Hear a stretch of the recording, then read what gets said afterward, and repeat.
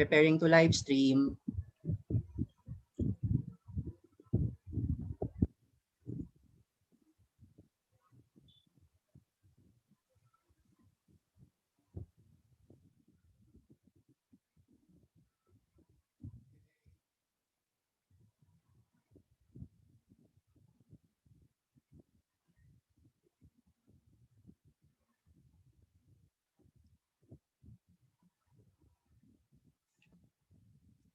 Good evening, everyone. How is everyone doing?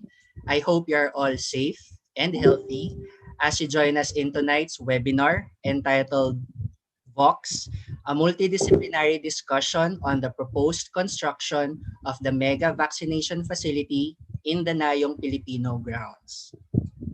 My name is Frank, and together with our organizers, we welcome you all. I hope you already had an early dinner because I'm sure it's going to be quite an interesting night for all of us. This event is organized and presented to you by the College of Architecture from the University of the Philippines, Diliman, and the Environmental Landscapes Studio Laboratory. This is also in partnership with the Philippine Association of Landscape Architects, UP Circle of Landscape Architecture Students, UP Department of Philosophy, and the Philippine Bar Association.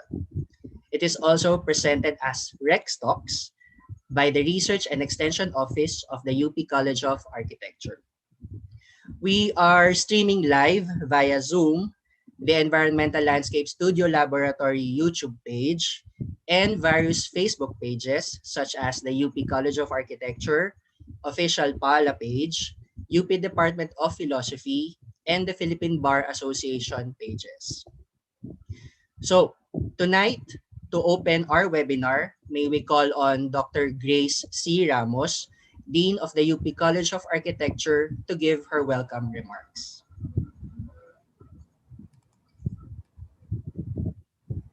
Good evening and welcome to this online forum, which has been organized in line with the UP College of Architecture's commitment to be of service to the nation through various academic fora.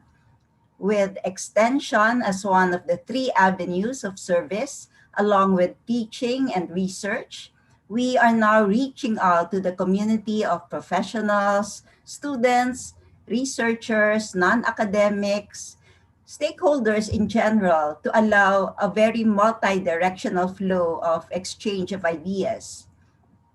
With current issues at the core of discussions, we hope to be able to explore possibilities of understanding different viewpoints, leading to very fresh strategies that direct at the public interest.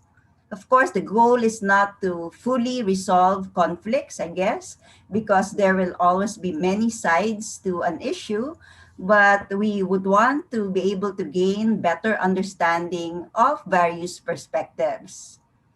We have for our resource persons experts from different disciplines coming from the realms of landscape architecture, urban design, biology, there's medicine, there's law, philosophy, and so we are sure to hear a very multifaceted discussions tonight. With both professional and academic lenses, we look forward to hosting nothing less but a very vibrant discussion that will surely lead to different realizations at the end of the session.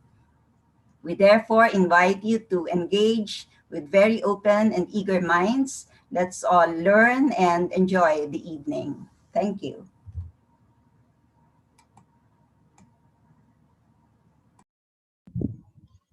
Thank you, Dean Ramos, for welcoming our audience tonight.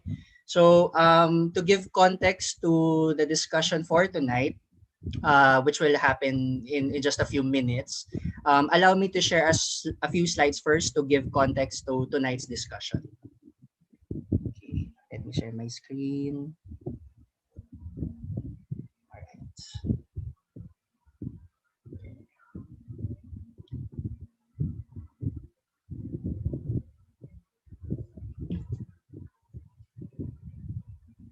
All right. So again, we welcome each and every one of you to VOX, a multidisciplinary discussion on the proposed construction of the mega vaccination facility in the Nayong Filipino grounds. Now, let's talk about the Nayong Filipino Foundation. What is it? And perhaps you can take a trip down memory lane and perhaps remember some memories of what you remember about Nayong Filipino. So, according to the website, the Nayong Filipino Foundation is a government-owned and controlled corporation, or what we can say as GOCC, that was established in the 70s through the creation of the Presidential Decree number 37. It's well known for the park, but according to NPF's mandate, it is to initiate research and take on development projects in the field of social sciences and humanities. In addition to this role, it also has a mandate to establish parks and recreation centers for tourism promotion.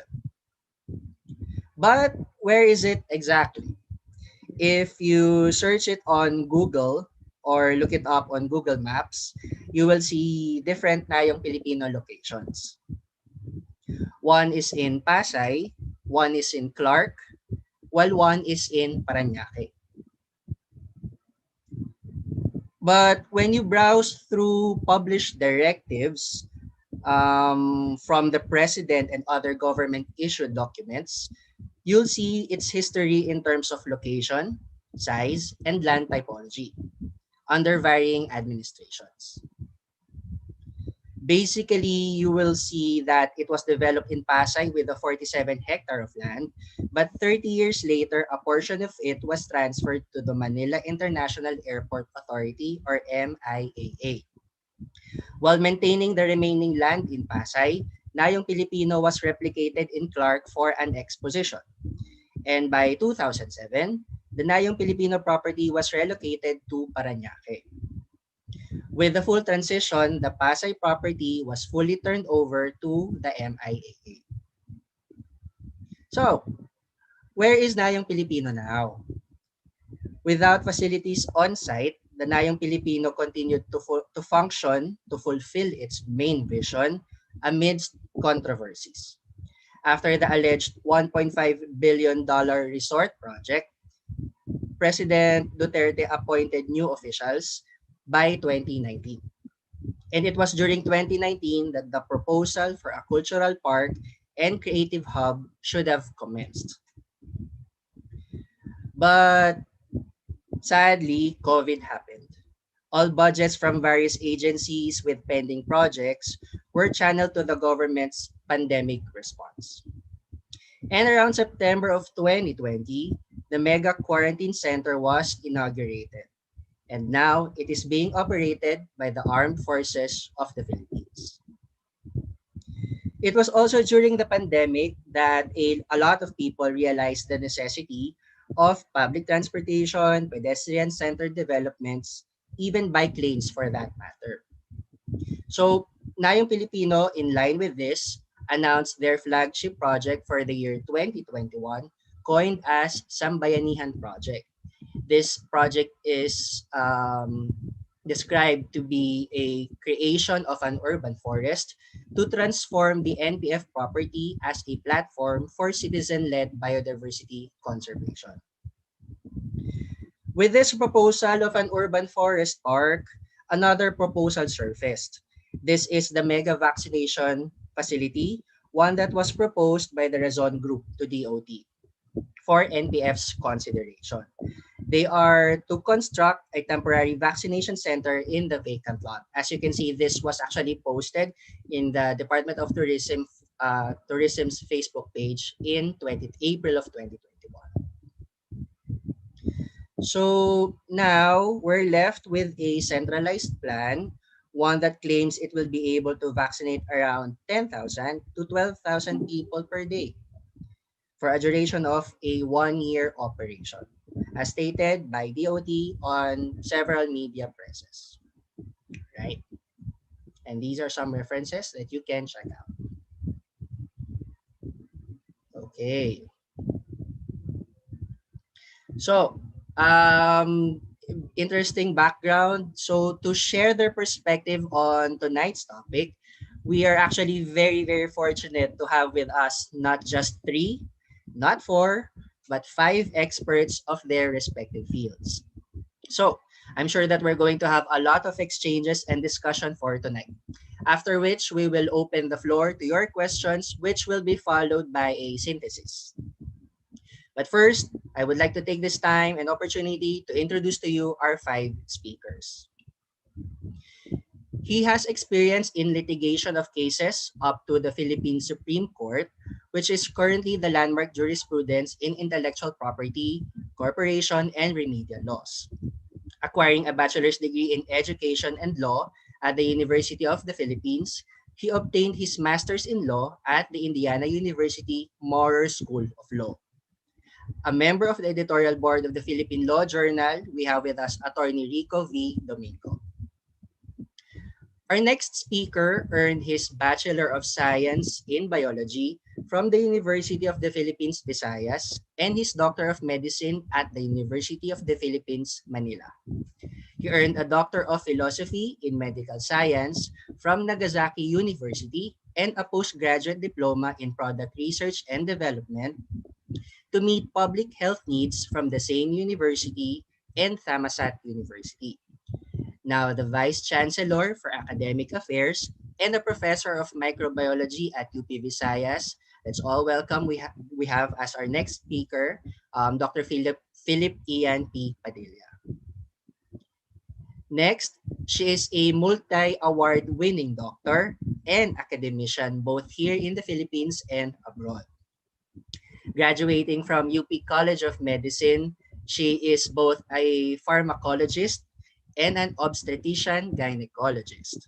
She is also a member of the Philippine Obstetrical and Gynecological Society and the Philippine Society for the Study of Trophoblastic Diseases. A firm advocate of women's wellness and maternal and child health, say hello to Dr. Maria Stephanie Faye S. Cagayan. He is a multi-awarded designer in architecture, landscape architecture, and urban design. He has been sharing his abilities and knowledge to the design industry, initially as an apprentice under architect Concho and national artist Ildefonso Santos before forming PDAA Partners. Getting his degree in architecture and landscape architecture from UP Diliman, he finished his master's in urban design from the National University of Singapore. His passions include historic conservation and public open spaces. A published author and writer, we have landscape architect Paulo G. Alcazaren as our fourth speaker. She is currently an assistant professor at the University of the Philippines Institute of Biology. She graduated from Manchester Metropolitan University with a PhD in conservation ecology in 2013. Among her interests are wildlife biology, ornithology, and bird frugivores ecology. We have with us Dr. Carmela P. Espanola as our last presenter for the night. Without further ado, let us now start with the first discussion or presentation by Attorney Domingo. Attorney Domingo, please. Good evening. Thank you, Professor Franklin and Dr. Ramos and Dean Nati for your very interesting discussion. I have to pardon myself for having a very hoarse voice, but I'd like to extend my voice right now. I'm supposed to talk about some legal issues that may be involved in this current controversy and to provide factual background as well as context to my presentation, which I'd like to be very brief on. I'd like to review some of the pertinent or relevant communication between the major players of this dispute. No? Thus, in the memorandum from the Executive Secretary dated May 4, 2021, with copies to Secretary Duque, National Task Force Against COVID Secretary Carlito Galvez, and the Nayong Foundation Executive Director Lucille Karen Malilong Isberto, as well as the Department of Tourism Secretary. The Office of the President directed the Nayong Filipino Foundation to undertake, and I'm quoting, to undertake any and all acts necessary to allow the DOH or the NTF, meaning the National Task Force, to use the NPF property in Parañaque City for COVID-19 intervention measures, particularly a site for vaccination center and or quarantine facility, including issuance of a resolution for such purpose and the execution of the corresponding agreement. Okay. So with that directive from the Office of the Secretary, the executive director of the National Nayong Filipino Foundation responded in a letter, and I quote the very basic or the primary context of the letter.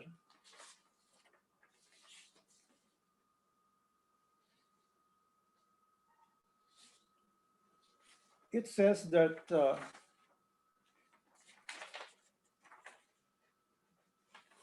in essence, it says that the Nayong Filipino Foundation fully supports efforts to respond to the public health emergency brought about by COVID-19. It allowed the use of its property located at Entertainment City, Parañaque City, as quarantine facility.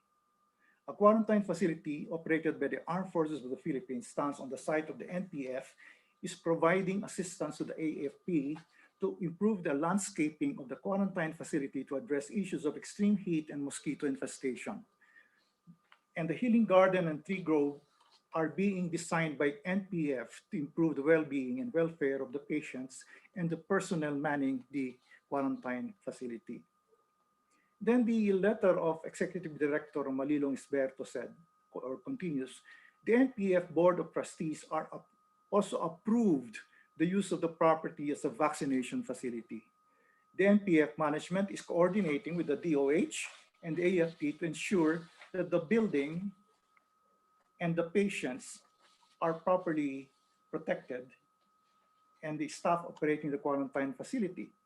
The NPF is also developing a proposal to the DOH for a vaccination in urban forest.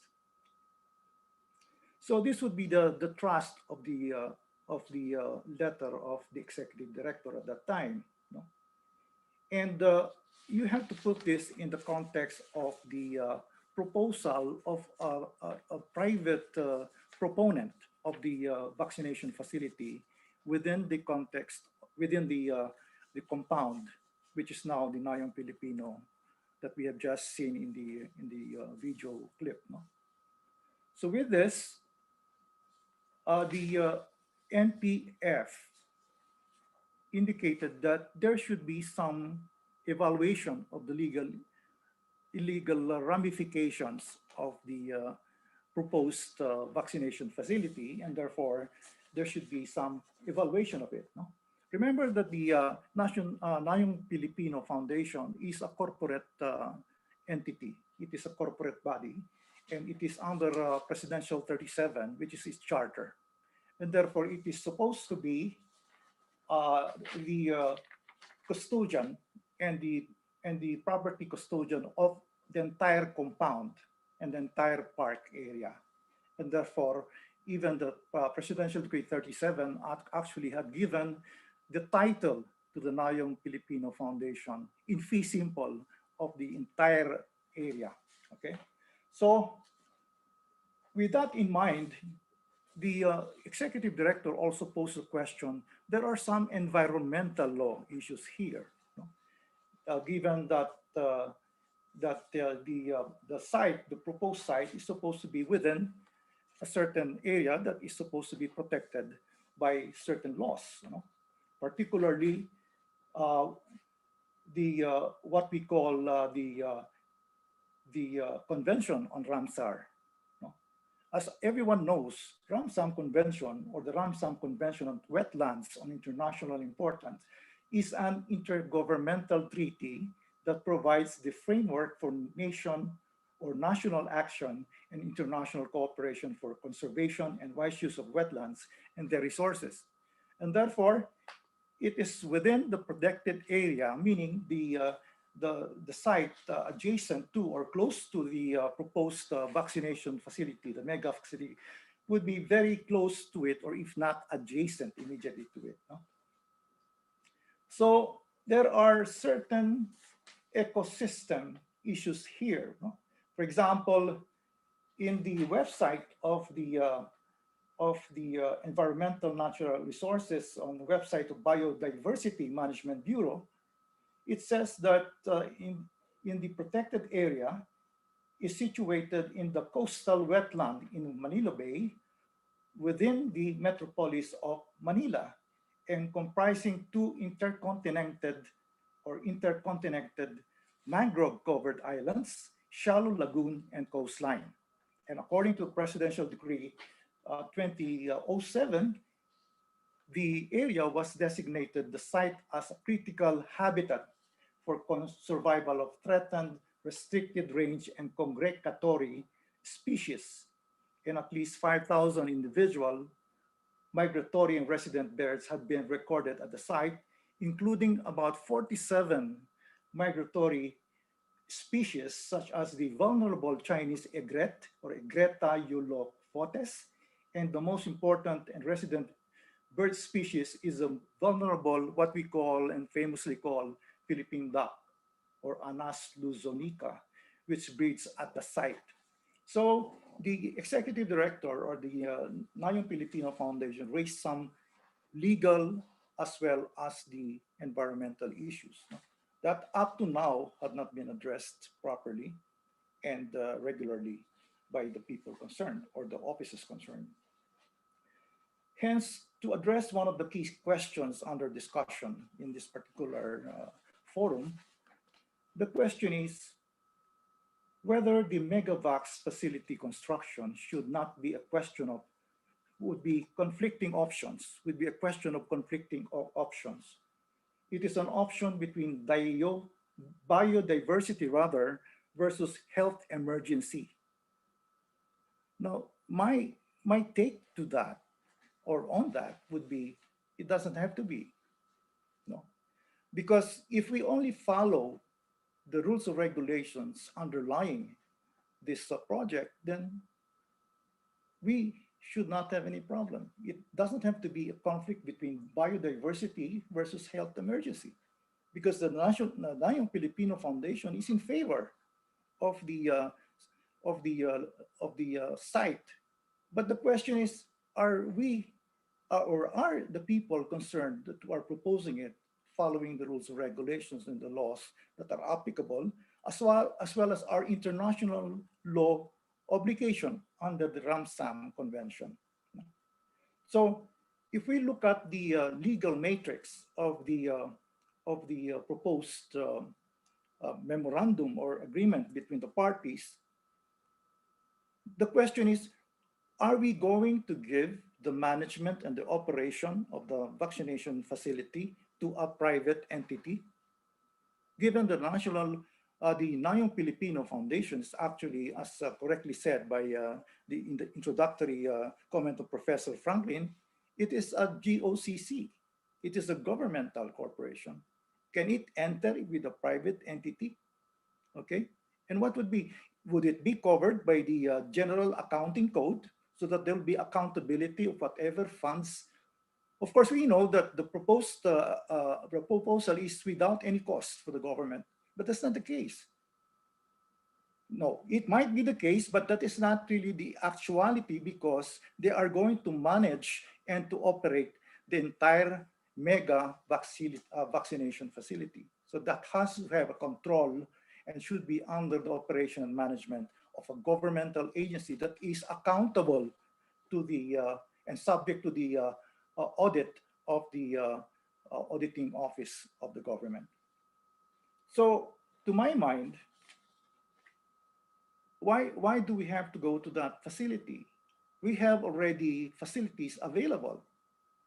If out of pure beneficence, the proponent of the vaccination facility would like to really show his beneficence and generosity, there are other likely facilities or sites, particularly in this particular case, that even the people who are supposed to be vaccinated would be about 10,000 to 15,000 per day, would not be having any transportation access to the facility. Now, may I propose, if we really want to donate and give another alternative facility, why not, for example, convert the Soleil ballroom and the parking lots as an instant mega facility if you really want to show your beneficence and generosity. So that would be my take. I think we have to hurdle a lot of legal issues that I had just mentioned, as well as the environmental law measures that we have to hurdle in this particular context. That would be all. Thank you. Thank you, Attorney Domingo. That was very insightful, actually. Thank you, sir. Maybe we could hear next from Dr. Padilla. Dr. Padilla, please. Hi. So good evening. Is my video and audio okay? Yes, sir. We're all good. Thank you, sir. Go ahead. Thank you, Franklin. So my background is actually public health. So I teach public health in UP Visayas. I'll just have a very short talk in terms of looking at the technical requirements for a vaccination center. So I'm going to use as a reference the DOH memo that specifies what is supposed to be a good vaccination center. This is also very timely because I was just vaccinated for the first dose, AstraZeneca, today in Miagao, Iloilo, where UP Visayas is based. And I have a first-hand experience in terms of looking at it as a doctor and at the same time as a client seeking to be vaccinated. No, the duty for the vaccination center site falls actually with the local government unit. In this case, if you are a municipality, the vaccination site is really inside the rural health unit supervised by the municipal health officer. The DOH memo actually specifies, it's a department memo 2021-0116, and it specifies that an off-site vaccination center should be linked with a licensed health facility. So if Nine Filipino is going to construct that mega vaccination center, I'm just not clear as to which medical facility will it be linked in case of emergencies. I'm not familiar of where the actual hospitals or tertiary hospitals are located near Nayong Filipino, but that is the specification by the DOH. And for local government units like municipalities or cities, the jurisdiction there falls upon the local chief executive. So there's a local doctor in charge, whether it is the city health officer or the municipal health officer, that supervises all the vaccination that is being done in a particular site. So I would assume that for the mega vaccination center planned for Nayong Filipino, it's going to be under a national or regional vaccine operation center. I just don't know who will be the one in charge in terms of managing and trying to control the number of patients that are supposed to seek vaccination. The department memo of DOH also specifies that there should be minimum public health standards that should be observed. So in terms of the physical layout of a vaccination center, number one, there should be open ventilation so that there is free circulation of air. There should be only one entrance and exit so that there's one-way flow of traffic. There should be a wash area in the entrance. And if it's going to be a mega center, The wash area should be able to uh, uh, coordinate or should be able to cater to all the needs of the patients that are going to undergo vaccination. And lastly, the vaccination area should also have PWD ramps for senior citizens and for persons with disabilities. So those are all specified. So my experience in Miagao Rural Health Center or Rural Health Unit is that, of course, there's a wash center. There's also a ramp as well. There's one entrance and exit to the vaccination center. But I think the one minimum standard that may be that was a challenge for local government units is the physical distancing part, because the lines were the clients that were seeking services were not really observing the minimum public health standards because of this very small area that is available in local government units in their RHUs. Whereas if it's going to be a mega vaccination center, I think the physical distancing part requirement by the DOH should be easily met. Aside from that, there's going to be different areas within a vaccination center. So there's going to be waiting areas, and there should be, again, proper observation of the social distancing rule. And there should be a supervisor of the whole area and a focal person per area that is specified. So for example, there should be somebody in charge in the waiting area, whether that is a nurse or another healthcare, health human resource, midwife, or maybe a barangay health worker. Now, my experience is that the waiting area was too hot because they couldn't be accommodated inside the RHU. So there was just a tent outside the local health, the rural health unit. So, but in this case, if it's going to be a mega center, then this this requirement of a very wide waiting area could easily be met. In the vaccination area, where the patients go in after the waiting area, they have to have a registration area wherein patients are screened and check if they signed the informed consent. After that, they go to the health education area, wherein another health human resource will be able to explain what the vaccination is all about, what the side effects are, and what to watch out for immediately and 2 days or 1 week after the vaccination. There should also be a screening part wherein your blood pressure, your heart rate, your oxygen saturation are taken in, so that this will be all taken in account when you are jabbed with the vaccine. And finally, a vaccine area where the nurse or the midwife will be able to stick the needle and give you the vax. After that, you are required to stay for 15 to 20 additional minutes after the initial injection or your first dose, whatever that is, first dose or second dose. So you have a post-vaccination area where, again, it is specified that there should be social distancing, there should be a toilet available, and it should be linked to an emergency area of the rural health unit or the medical facility, just in case there are untoward incidents or untoward side effects related to the vaccine. And of course, lastly, a vaccination center should also have adequate facilities for vaccine storage. And that becomes very important when we talk about vaccines that require negative 80. So for example, Pfizer would require a very cold freezer, negative 80 degrees centigrade.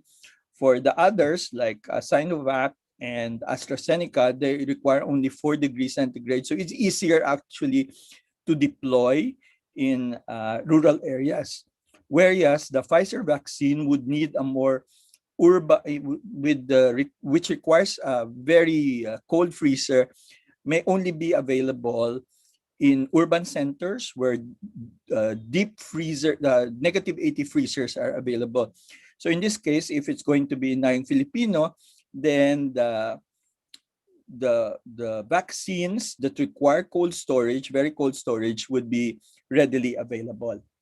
And lastly, a vaccination center, according also to the memo, should have a waste management facility or waste management and disposal area wherein all the needles and other medical waste should be properly disposed of. So, I think those are the main points of what constitutes a vaccination center that will be accredited by the Department of Health.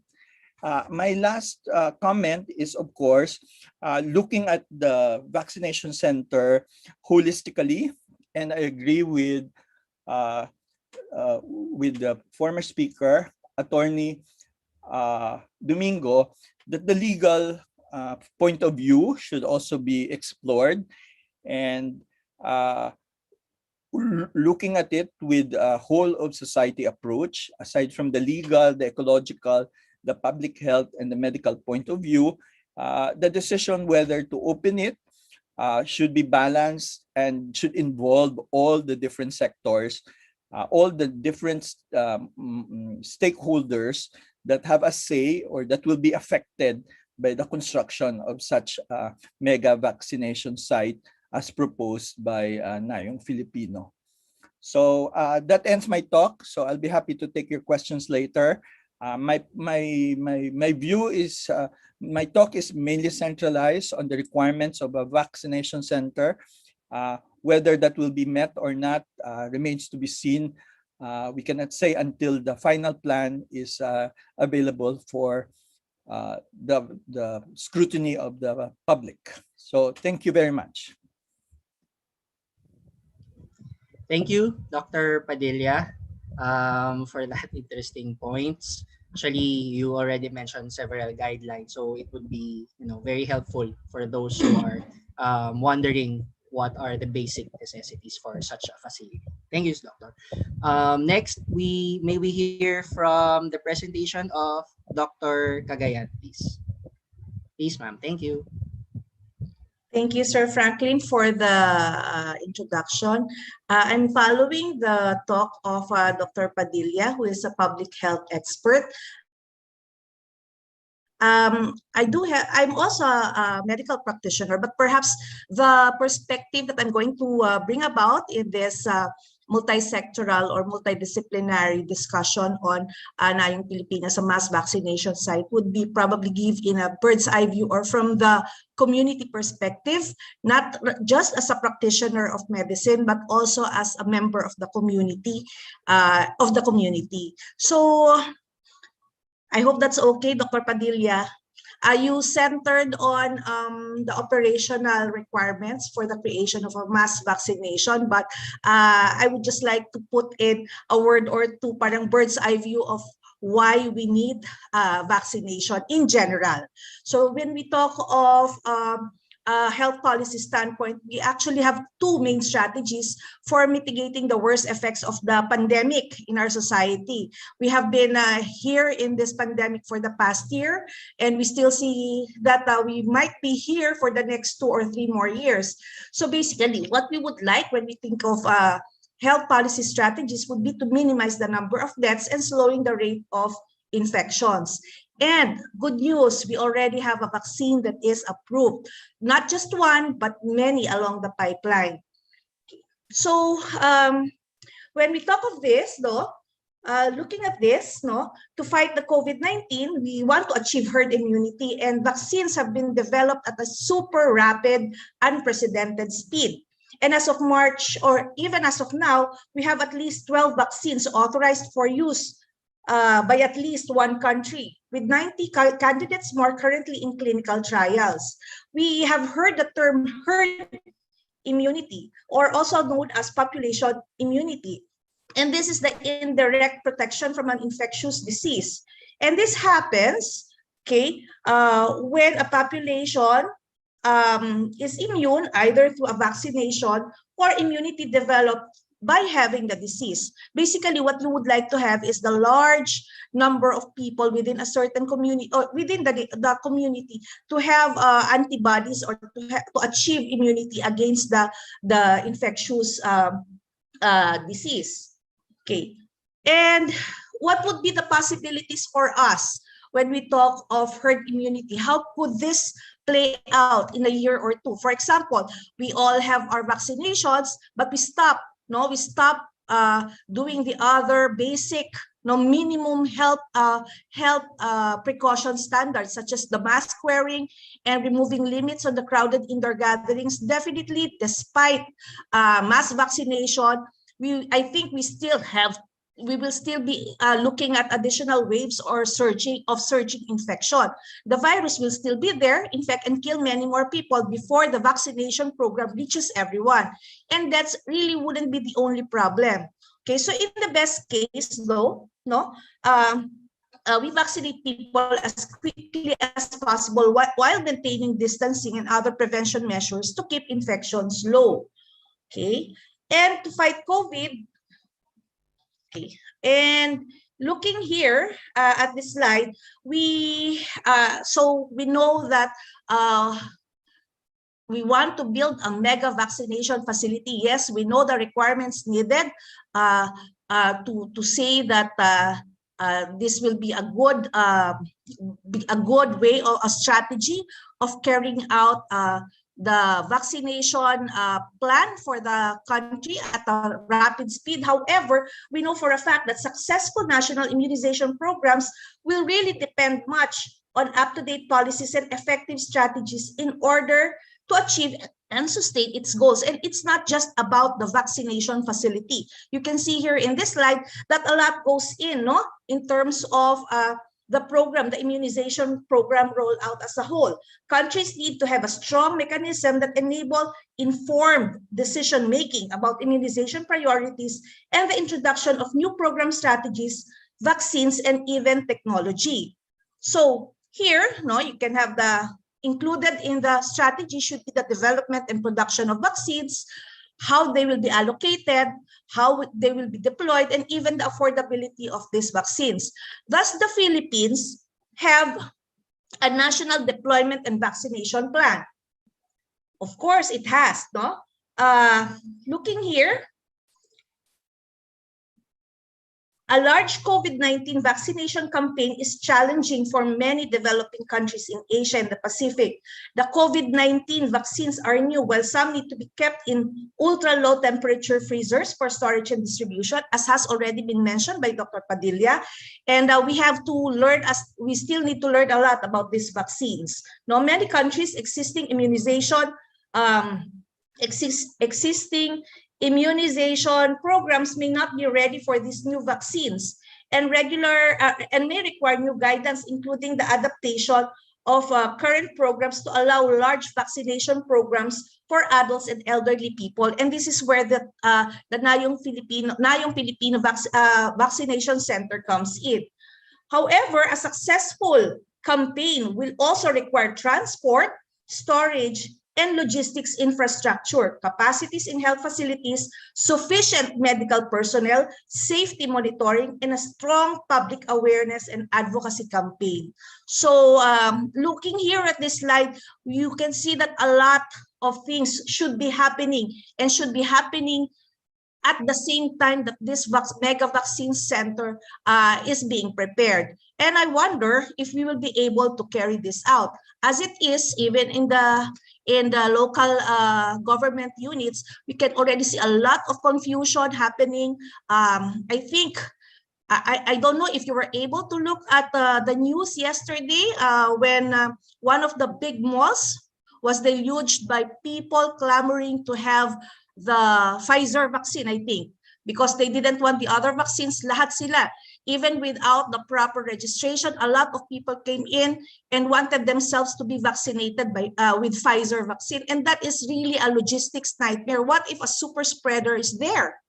So it's all good. Having a mega vaccination center is actually a good idea on paper if we're sure that we can comply with all the other components of a good immunization, national government or national immunization program.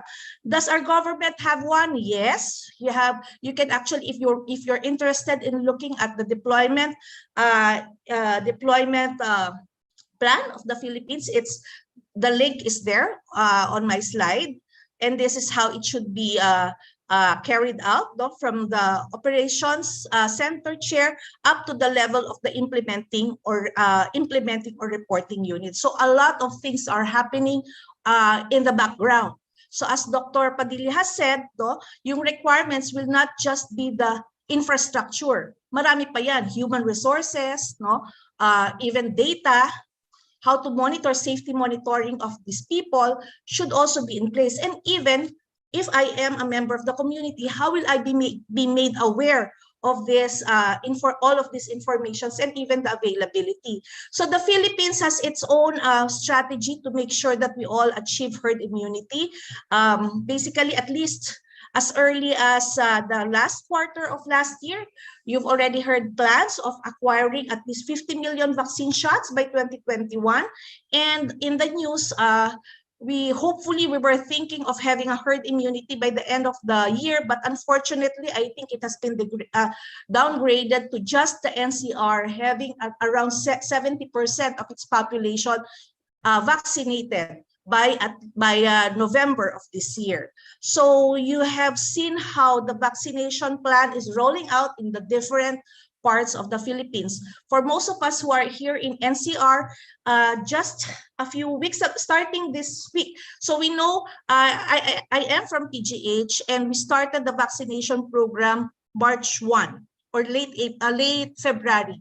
So most of the people who had Sinovac already finished with their full 2 doses, while those who had AstraZeneca are still waiting for their second dose, or some have already received their second dose. But there are new players coming in, no? Pfizer just come in, and then a lot of people are already collaborating. But on my social media feed, I still see a lot of complaints in terms of the prioritization, the DOH priority lists not being followed. No, so parang it's about people cutting the line to be first in getting vaccines. So will we ever get to herd immunity? Yes, hopefully sooner rather than later, as we have seen vaccine distribution being rapidly scaled up. However, issues would still be the slow distribution and availability. If you want to look at the progress that we have as a country, you have the COVID-19 vaccine trackers. No? So this would be the total vaccines, total doses that have arrived as of May 12. We have 7,779,050. However, the doses are distributed has been a billion less. But looking at the dose administered, which is the most important thing here for us to be able to achieve this herd immunity, so-called herd immunity, is the vaccine that has been injected within our body. So at the rate we are in, as of May 12, as of last week, only 2,623,093 Filipinos have been given at least a dose of their first vaccine. And again, as I said, I wanted to give you a bird's eye view. This is the vaccination timeline of our region. Basically, how are our neighbors doing? How are they faring compared to us? So this is the prediction of when the Philippines will be able to achieve its herd immunity. So antay lang tayo while the rest of the world, especially the first world countries, are already opening their doors, going out without masks, starting to regain their old normalcy, so to speak. Tayo siguro sa mga mga late 2023, 2024 ang tinitignan. Okay, Singapore, sabi meron na, kaya lang as you have, I think it's already in the news that they have another surge, but their definition of surge is definitely different from our definition of surge. Siguro parehas tayo hindi tayo parehas ng India. better ang situation natin than India, but we don't want that. Pero ang ibang first world countries, when they say surge, magkaroon lang sila ng 10 bagong cases, surge na yung sa kanila, nila-lockdown na nila yung mga communities nila, unlike in our countries. So what is the difference of their national strategies compared to ours? So for Indonesia, basically ganun din, ang dami rin nilang kinuhang mga vaccines from different suppliers, no?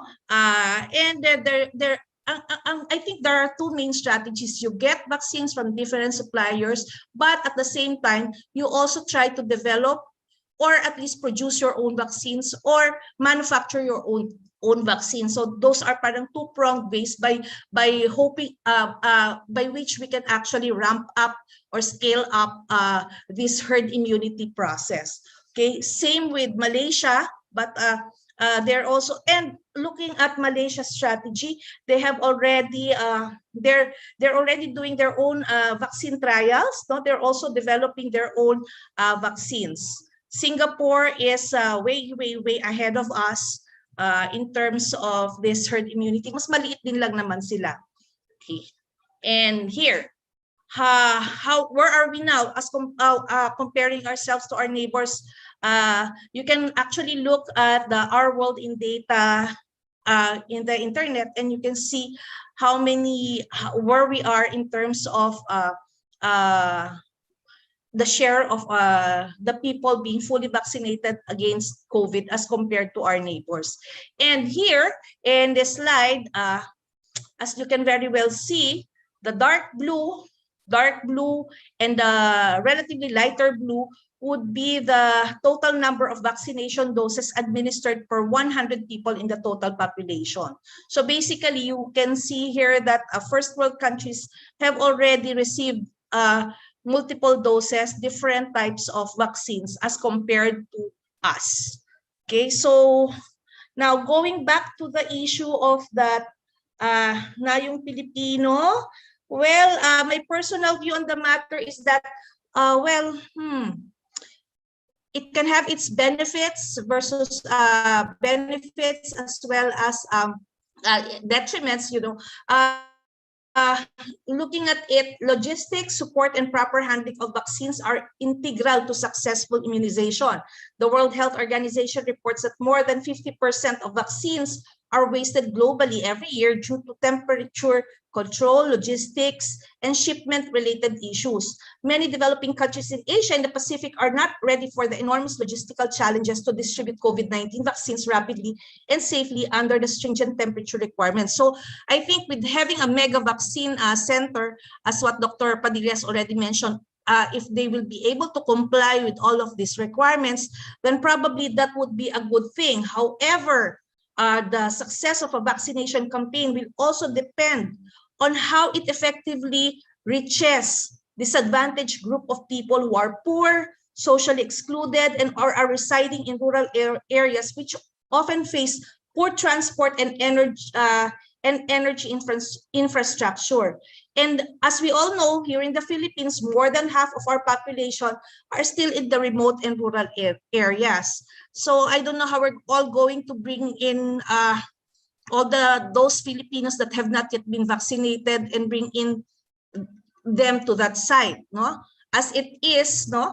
I think Las Piñas and Parañaque is doing already a very good job of vaccinating its community members, okay, and the nearby area. So I don't know how we're going to bring in other people who are not vaccinated but are not living near that site to have themselves vaccinated if they don't have their own transportation means, etc. So looking at a more macro and a holistic view, we have 5 ways to make the vaccine rollout more equitable for everyone.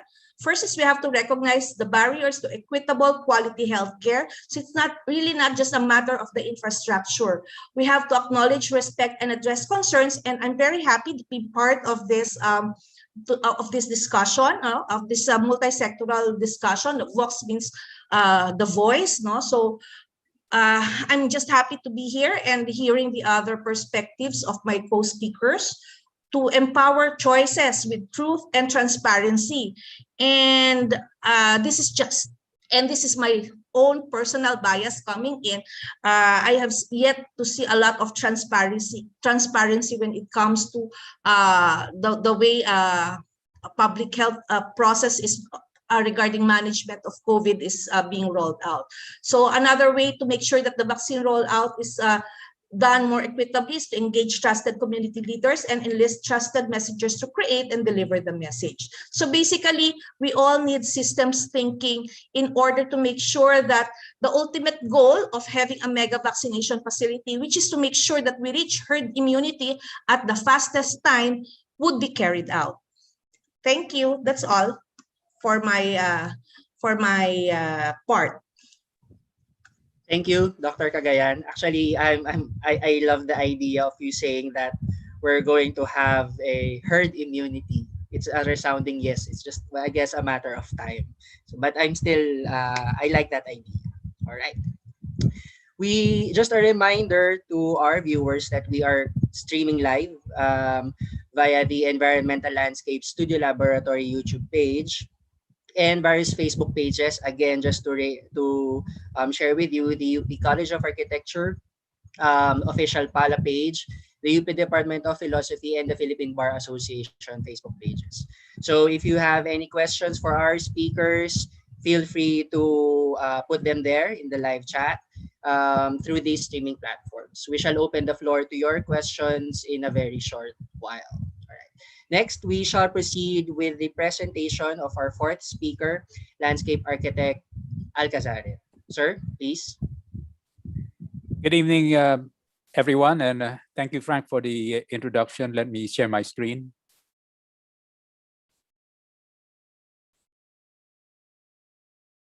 So thank you again to the organizers for inviting me to this forum, and I've been watching and listening very intently to the good doctors ahead of me. And of course, the context of my talk is slightly different, and it's the physical context in terms of the design and the functioning of a park, as well as the reasons for being of Nayong Pilipino.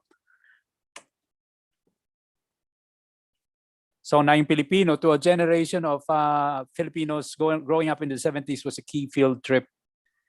And the park was the Philippines in miniature and offered glimpses of the landscapes, architecture, food, and festivals of the country. Next to the Rizal Park, it was the most popular green space in the metropolis until the late 1990s, when both facilities started to deteriorate and lost patronage. The iconic park actually celebrated its golden anniversary last year, but unfortunately not in its original home beside the Manila International Airport, or in the airport complex. Now, the foundation was set up in 72 by a presidential decree, and the purposes and objectives are generally in the areas of development in terms of social sciences and humanities research. But letter F is of most interest to landscape architects and planners, which is to establish parks and recreation centers for the promotion of tourism in the country. Unfortunately, the foundation has overlaps with several other cultural institutions like the CCP, the NCCA, the NHCP, and the National Museum. So it has always been a very great sort of institution, but it was set up and started in 72 and continues to this day.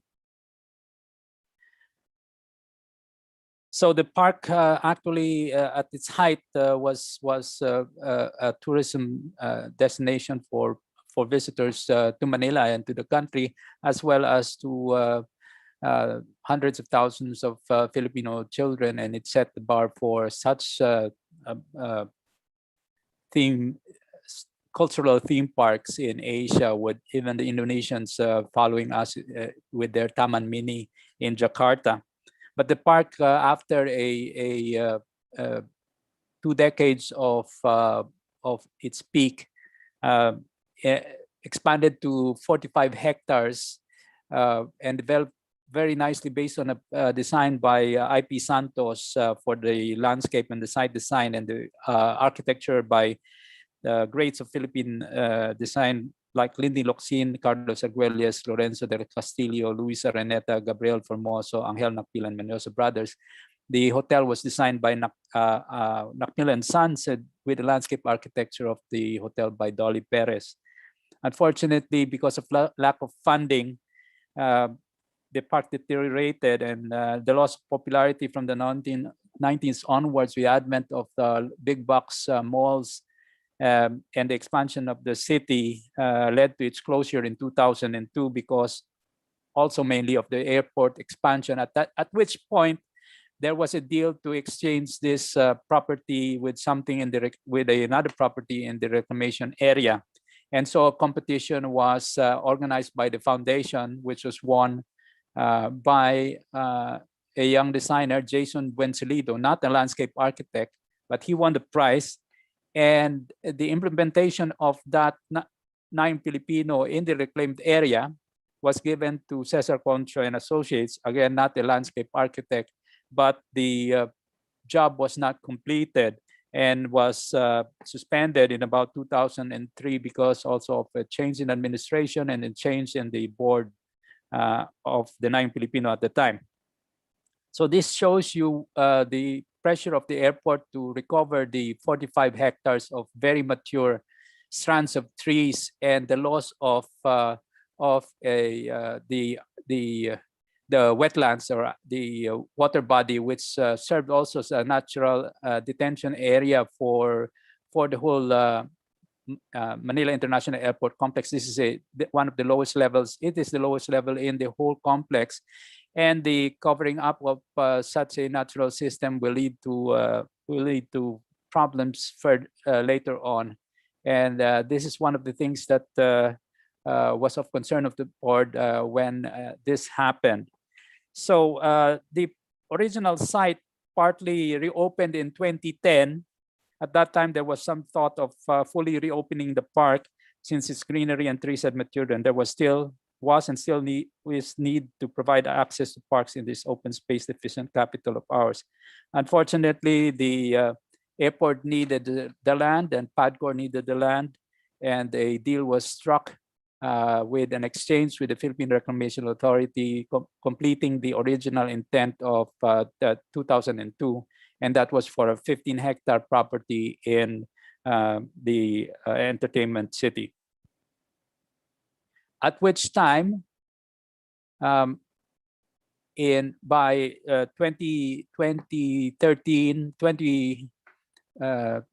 2010, I'm sorry, there was a new administration under President Aquino, and I joined the board of the Nayong Filipino in late 2013 and stayed until 2016 at the transition to the Duterte administration. But just to show you the area of entertainment city, which is 660 hectares, or 3 times BGC and 4 times Makati CBD, the Nayong Filipino was not the original open space allotment, which was a 50-meter park easement along the edges of the reclaimed site. The new Nayong Filipino was an afterthought. It's actually 15 hectares, of which 5.4 hectares on the right side eventually was leased out to Mega World, and this allowed the Nayong Filipino some money in its coffers, which was to fund the transition or the transfer of the new Nayong Filipino, which is the strategy that the board, for which I was a member, took in 2015. So the proposed park and parkway system, which I had also pushed, which of course never saw fruition, was something that I felt should and could still be done, which is to connect all of the edges and connect the new Nayong Filipino to Parañaque and Pasay by pedestrian bridges, as well as parkways and esplanades that would ensure that everybody had very close access to open space and greenery. And this is the MOA, and this is the original intent. That's why you don't see large buildings or permanent buildings in the 50-meter easement. That's supposed to be a park. But of course, the government, the PRA, did not have money to develop it. And so it led to initiatives by SM like this to quote unquote improve the area in exchange for allowing leasable establishments like the FMB. So it's a compromise, but it's there. It's not ideal, but it could have been much better.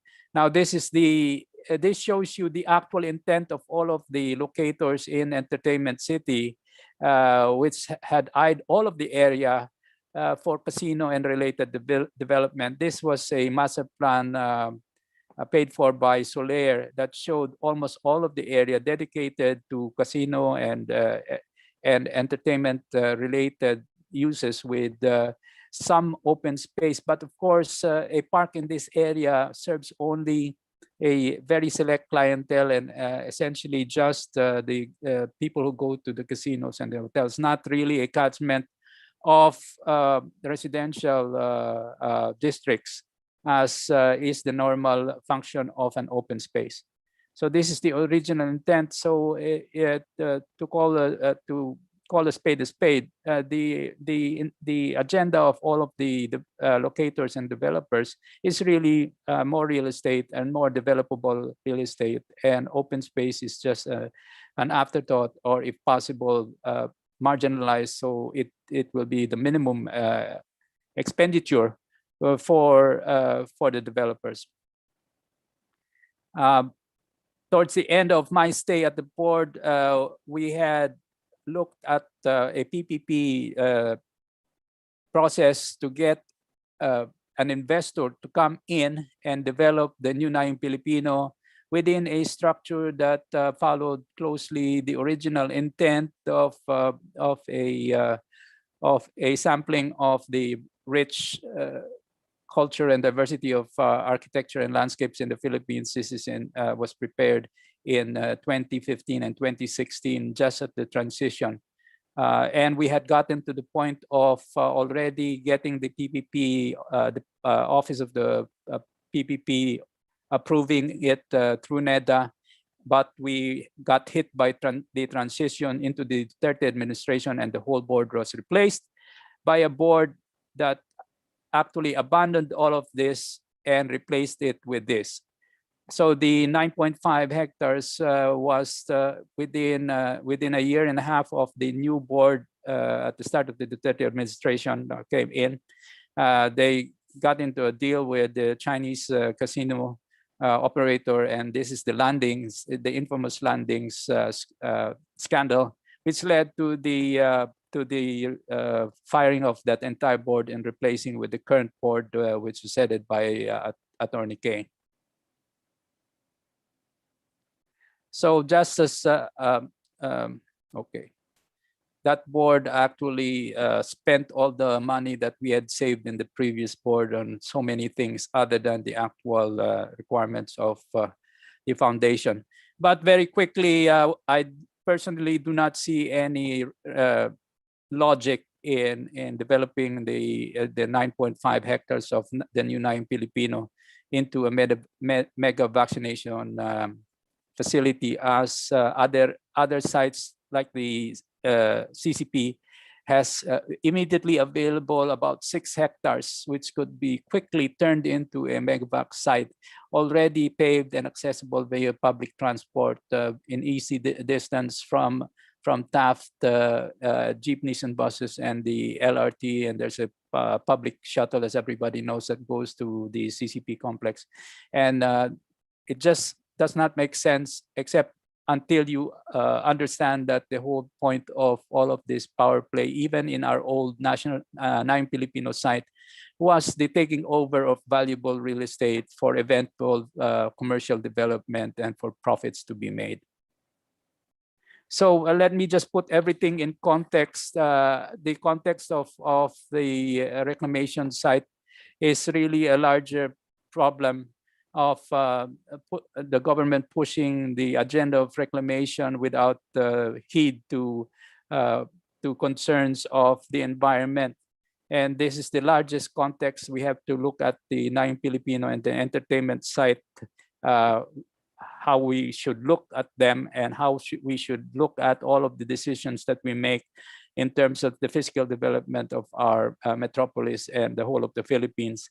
So I was listening very intently on the news of how and when we can reach herd mentality to deal with this with this very dangerous virus that we have. But after we do get herd immunity, my final word is and thought is that if we can address the coronavirus and COVID-19 and finally control it, I think we have to develop a virus to rid us of the more dangerous virus of politics and profit of real estate developers. Thank you very much.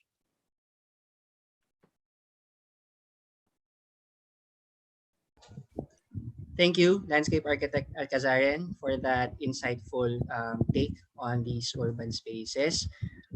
So last but not the least for tonight, we have Dr. Espanola to share some of her points regarding this topic. All right. Dr. Espanola, are we all right? All right.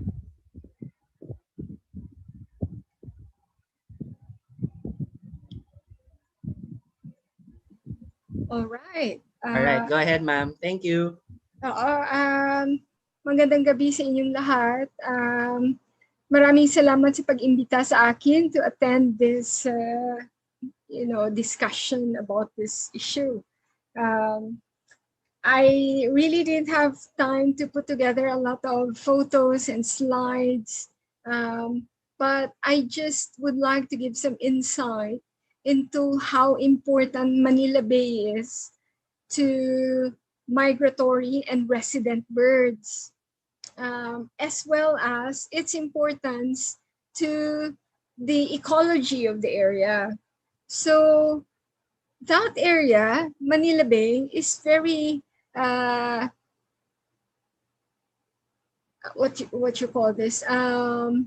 It is well studied, no? For one, we have been doing surveys in that area for many years, so we have actually we have a database of all the birds that we have seen and surveyed in that area. You know, for I think 20 to 30 years already. No, and we have identified quite a lot of internationally known and important birds, no, in terms of conservation. So one of them is this bird, no, the black-faced spoonbill. This one is endangered. And this bird is also found in Taiwan and in other places because it is a migratory bird. As was mentioned by Dr. Domingo, the area is, Manila Bay is important because it is a Ramsar site. No? So we are parties to that convention, which calls for the protection of migratory birds. So these are some of the birds that are found there. And protection of migratory birds, and not just the threatened ones, but these are threatened, no? So, kailangan pangalagaan yung mga ibon doon, but especially these birds that are threatened, no? So, isa yan. Another threatened bird is the far eastern curlew, no? Ito naman, endangered din siya. Ibig sabihin, mataas yung level ng kanyang threat.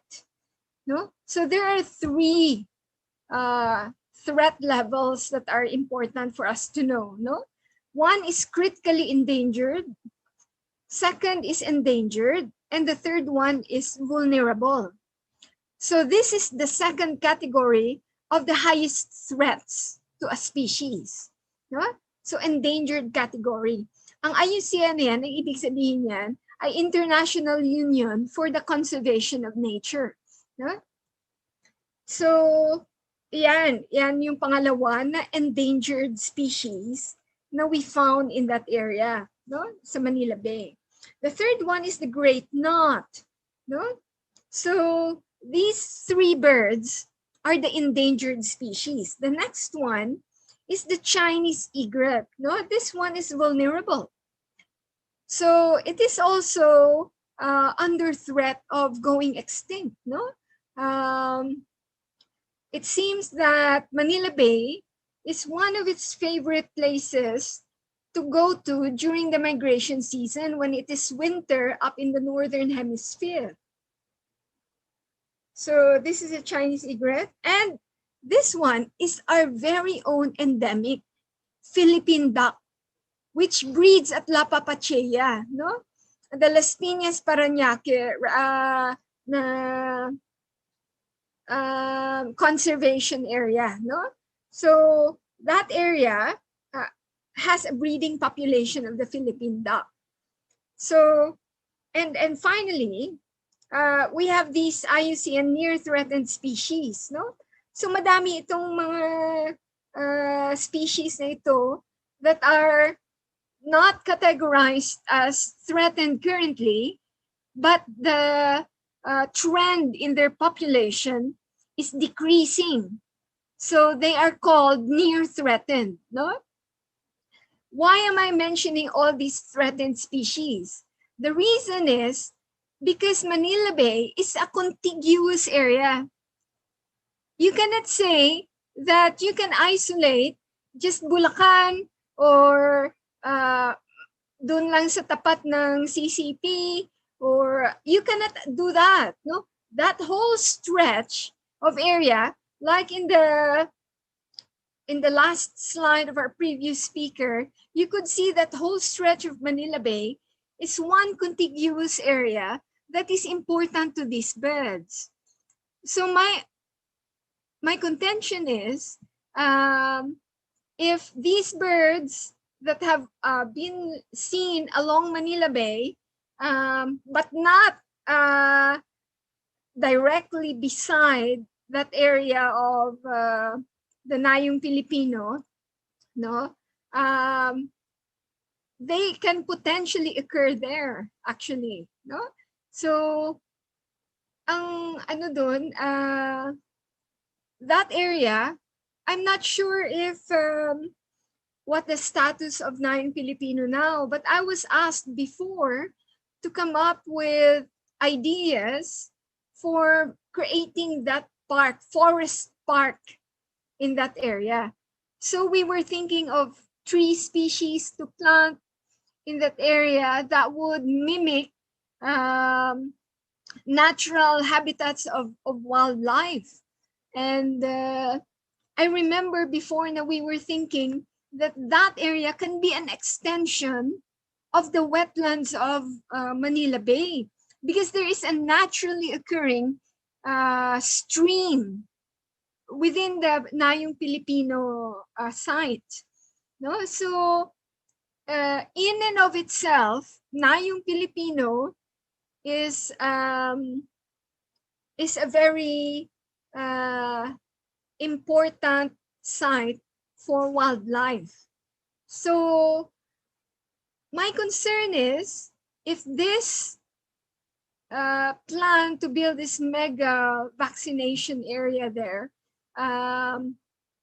is only temporary, medyo I'm amenable to it. But if, like what the previous speaker has said, that it is really a ploy to create something else in that area that is more permanent than that, then, you know, we will be losing all these species. No? Although I cannot say that keeping that area intact can really save the species, but it will go a long way in saving them. No? It will expand significantly the area with which these species can actually thrive at, no, and breed. Well, especially for the Philippine duck, which is endemic to us. All the rest of the species that I mentioned are migratory, no. So yun yung contention ko. So just let me mention some numbers, no. there are around 171,500 to around 208,500 water birds that visit Manila Bay during the breeding season. That's quite a lot of birds, no? So given all the development that's going on around Manila Bay, are we willing to lose more space for the birds, no? Because this area is part of the East Asian Australasian Flyway. That's the reason why we get all these birds, no? So yun, it may be small, no, 9.5 hectares. It may seem small for the birds, no? But it's important that we provide them with all the remaining habitat in Manila Bay, no, that we can find instead of reducing it, no? It's just something that we owe them, no? Because these birds, as you can imagine, they have no say in all these politics, no? It is up to us to provide them with a secure home, with a secure place for them to feed and to roost, no, on their migration journey. So I think I've taken enough time already to talk about this. I wasn't able to dig up more figures from my papers, but you can just ask me questions. You can send your questions to me later on if you have any. Thank you so much. Right. Thank you, Dr. Espanola, for that interesting take. Actually, it's good to hear that the birds don't have a say. Yeah. So that's also a good perspective. So, I mean, in any development, actually, at that point. So, thank you to our five presenters for the night. After hearing their presentations, we are now open to address some of the questions that have been gathered from our streaming platforms. All right.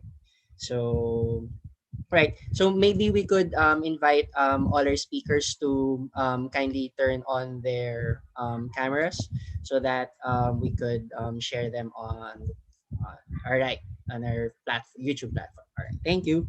All right. So actually an interesting mix of comments.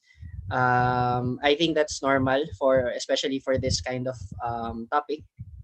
Um, Maybe we'll just start with the first question. This is from the from our YouTube um, live chat. Um, Someone is asking why another infrastructure. Why not utilize other areas like or an arena or malls or other spaces? Mm, Sir Paolo, what do you think? Yes, that's the obvious question, and everybody knows the answer to that. So somebody is after something else, and the agenda is not what it seems. So there are only two types of people in the world, right? All right, sir. Okay. How about the other speakers? Maybe we could hear from Dr. Padilla. What do you think? Why is there a need to build such facility? Is there a need to build such facility? If you ask me that specific question, I think there's a need to put up a vaccination area. Whether whether it is the right site to put up the vaccination area, I cannot answer that. But I would echo the point of Dr. Faye, that we need to really upscale our vaccination efforts so that the earlier that we achieve herd immunity, the better for the Philippines. So the debate as to where that facility is, I cannot answer. Where should it be placed? Is it na yung Filipino? Is it the correct place to put it? Are there better places, for example, where it can be established? as mentioned already by the former speakers, that might be more accessible and would not be a threat to, as Lala also mentioned, would not be a threat to the wildlife population. All right. If I may, Frank, I just Sir. want Go ahead, to. sir. I have Please.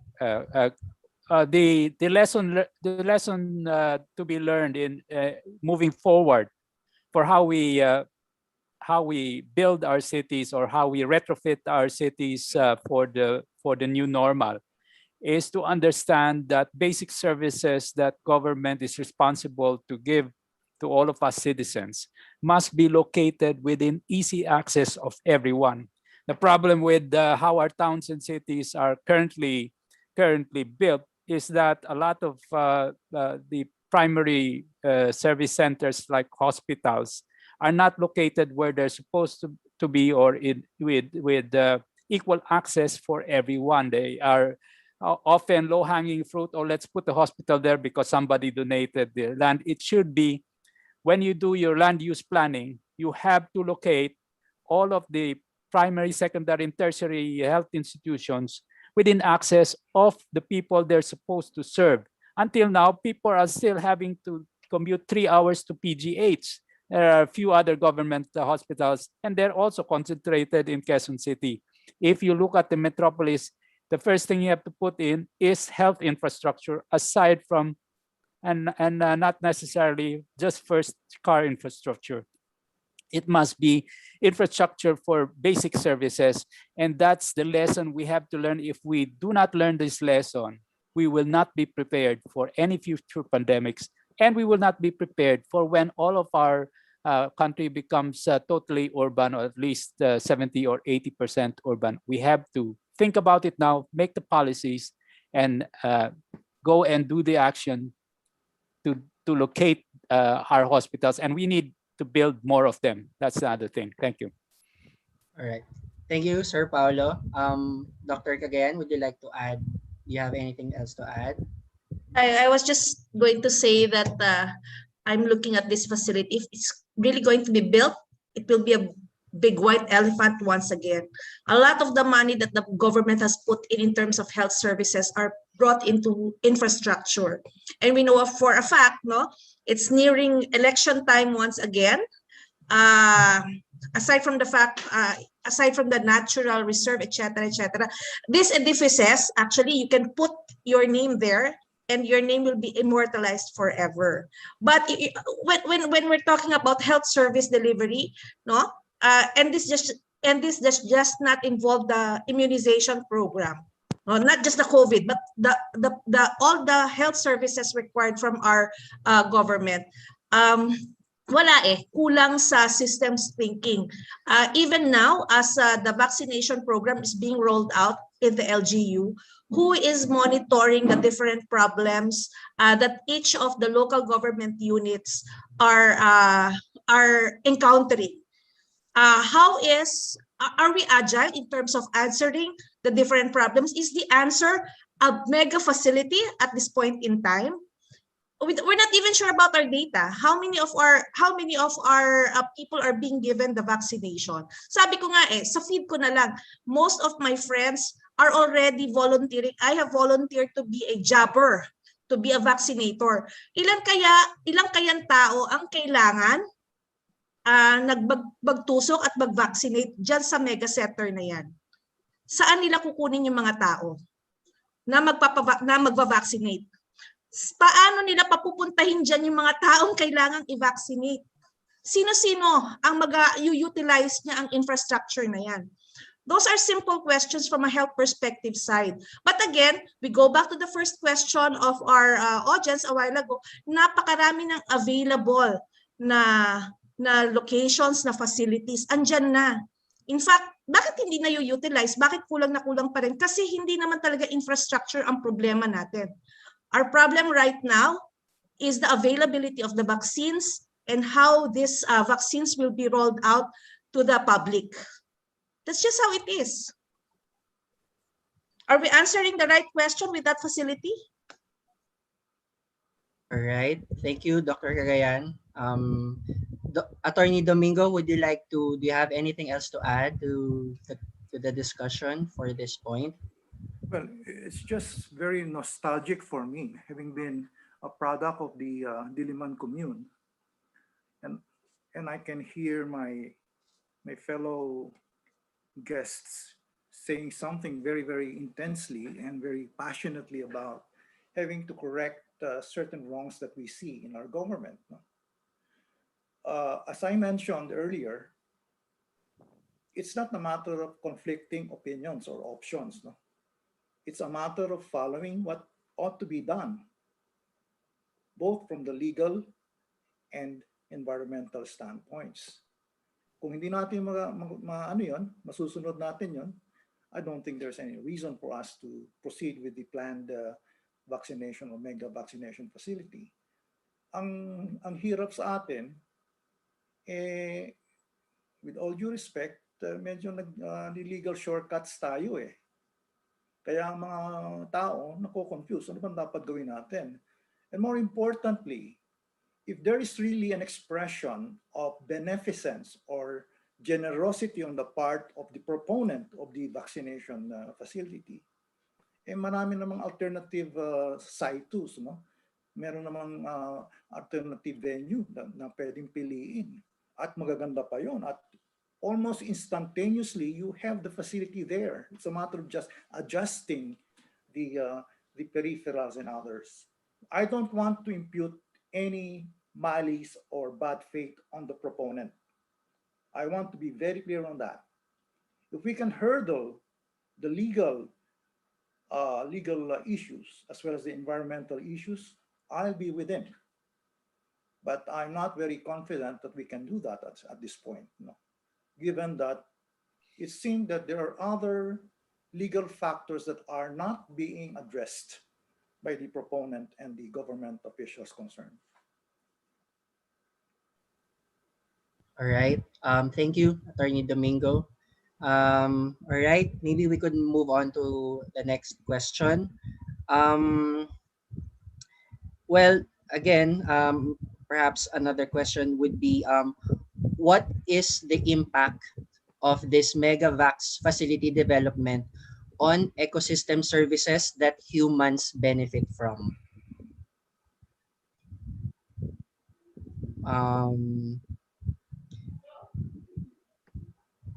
Maybe Dr. Yeah, go ahead, Dr. Padilla, please. No, I was just going to say, I think it's All right. Lala. It's Lala. Yeah, Lala. Yeah. All right. Dr. Española, please. Can we hear your point? Yeah. Oo. So, ano yung impact niya? Well, for one, we will be losing a piece of that habitat that is actually supposedly for birds. Isa yan sa nalungkot ako nga about it's another issue altogether. I know it is totally different though. But the Bulacan Airport is a similar sort of development to this, no? Where they were just looking at profits. They were not looking at the impacts to people's livelihoods and all the things that go with it, no? So it's supposedly a park.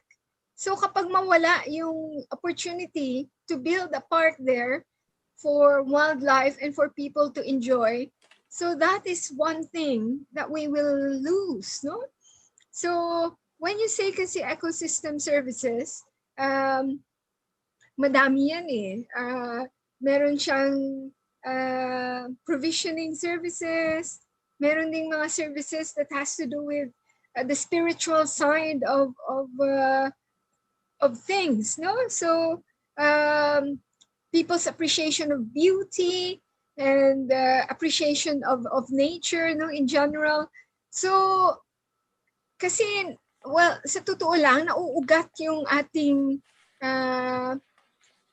most of our livelihood ay nakaugat diyan sa nature, no? So may deep connection tayo to nature that we're not sometimes aware of. So if you deprive people of access to nature, you are depriving them of something that will affect their spirits, no? Something that will we are all poorer because of this deprivation, no?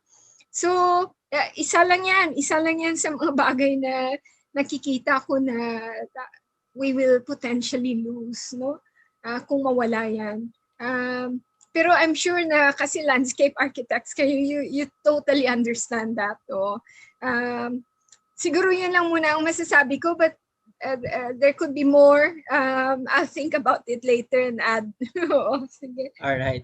Thank you, Dr. Carmela. Sir Paulo, would you like to add something? Oh, You- well, Yeah, go ahead, sir.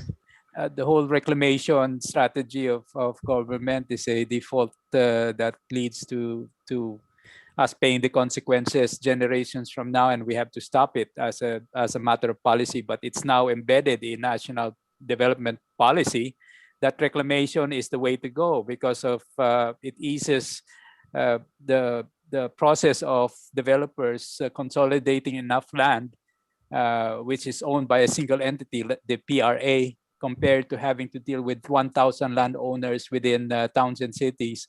And so even though it's expensive, these developers will pay for it versus having to deal with property rights.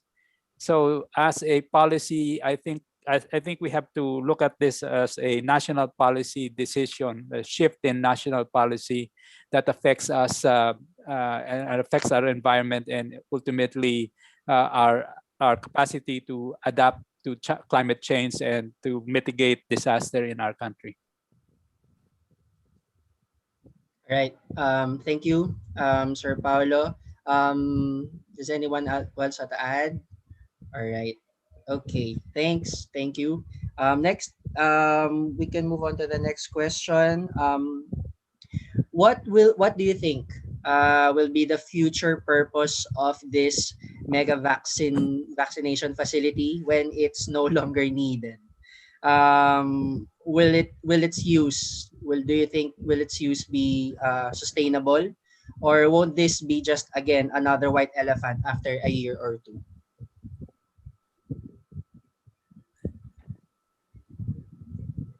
The site is obviously the target for acquisition by the locators around it. All of them want it because it's just too prime, it's just too large. 1/3 of it is already gone. It used to be 15 hectares, now it's only 9.6. And as I've shown in my slide, they've already made plans, and all of the developers are currently making plans for when the vaccine dies away or is diminished. And a lot of developers are planning their projects already now in anticipation of that. And the first thing that they're planning is adding to land banking opportunities. And this is one such opportunity. And that's what we have to guard against. But I doubt if we can, because private corporations are in cahoots with our government for both their agendas. That's all I can say. Right. Thank you. Let's just vote, if I may, let's just vote wisely next year.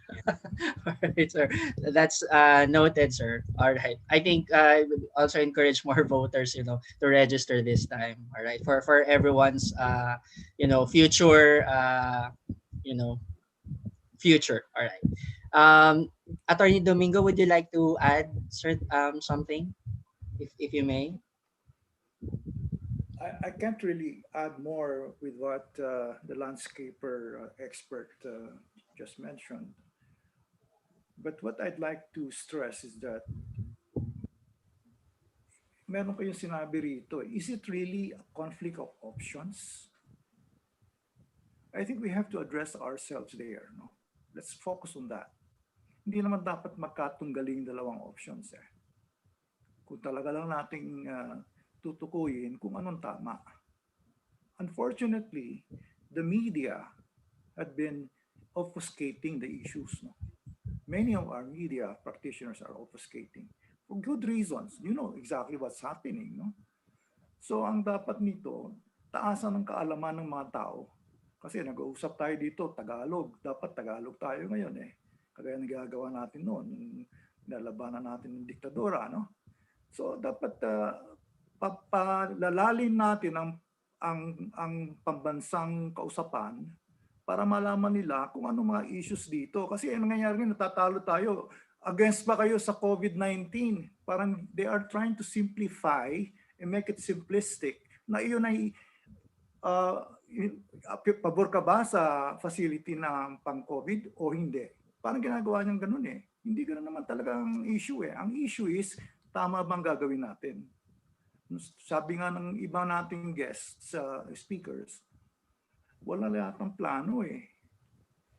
Everything's a knee-jerk planning eh. Walang sistema. Wala tayong blueprint. No? And this will be a very, very sorry state for the Filipino people as well as the generations to come. Tanong mo sa akin, anong gagawin po doon pag natapos na yung ating pandemic? Magiging elephant ba yan? White elephant? Very obvious. Sabi nga nung landscaper, I forgot his name kasi senior citizen na ako, sabi niya,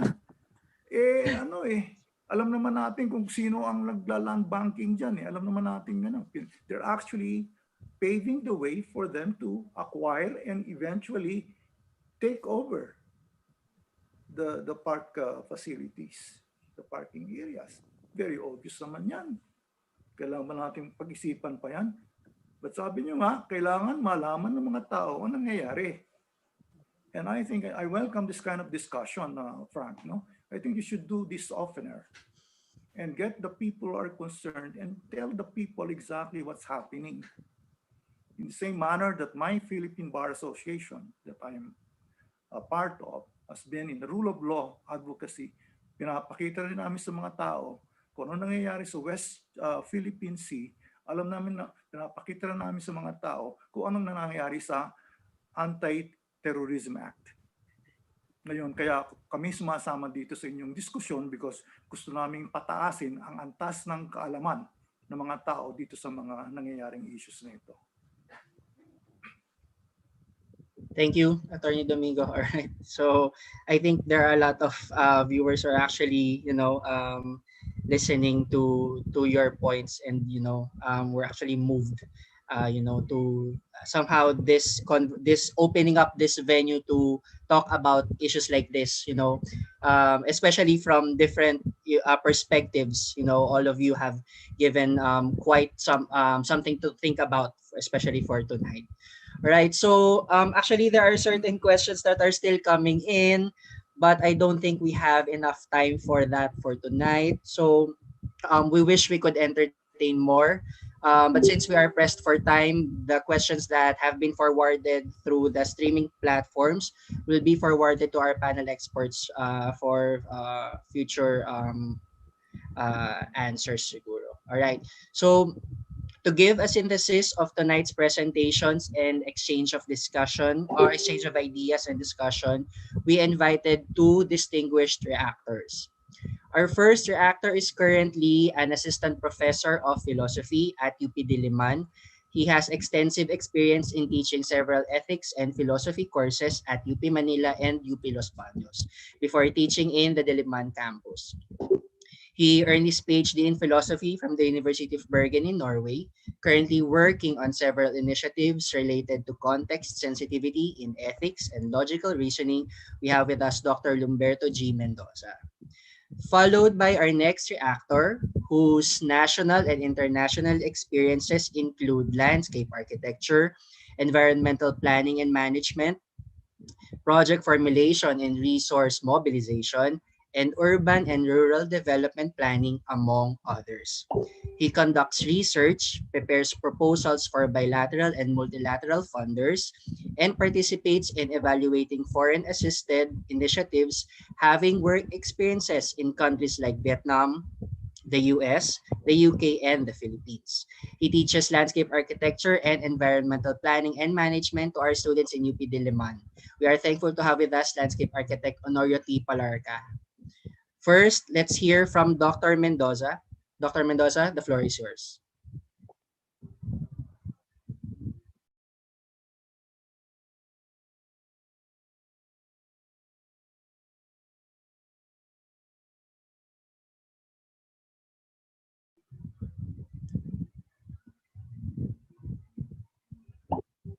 Sir, you're on mute. Sorry. Go ahead, sir. You're on mute, sir. All right. Thank you, sir. Thank you, Frank. I just want to take you from the message of Attorney Domingo that perhaps we should speak in Tagalog because what we now have is also a battle of language, and we need to address the general public. So I have naghanda po ako isa po ako sa nag-formulate ng question, tapos nanggagaling po yung aking reaction or commentary. Dalawa po sa filosofiya. So meron po kami mga fallacies. I-introduce ko po dito yung false dilemma or false dichotomy. So usually po kaming mga philosopher, wala po kami masyado sa facts. Yun po yung limit namin. And it has been a blessing that I have been involved in STS.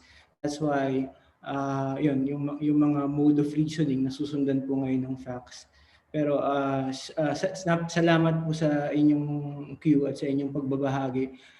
Sa palagay ko po, kahit naghanda po ako ng PowerPoint na ito, hindi po nito mabibigyan ng hustisya yung I will try po kasi po nakaka-inspire ang inyong mga pagbabahagi. So tama po kayo, Attorney Domingo. Gusto ko po sanang i-phrase yung summary ng ating pag-uusap tungkol sa tunggalian between on the one hand po ay pagpapahalaga sa kalikasan at sa isang banda ay pag-respond sa ating health emergency. So sa logic po, pasensya na po, medyo technical.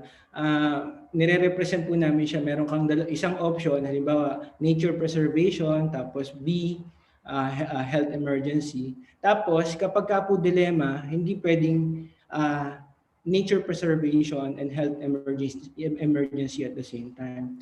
Nakakatuwa po na very honest at saka direct ang mga speakers natin.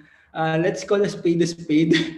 Perhaps the dilemma is a false one, no? Kasi yung third option C, marami namang areas na available. Pero siguro po let me just entertain the idea of what counts as a false dichotomy and how it works.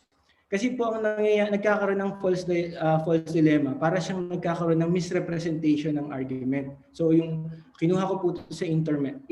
So either you allow prayer in schools or you're an atheist. So halimbawa sa UP po, we don't allow prayer to respect all different religions. So not necessarily, or including the different religious beliefs, which includes the atheist. Pero it doesn't mean that we disrespect faith. On the contrary, it's about respect.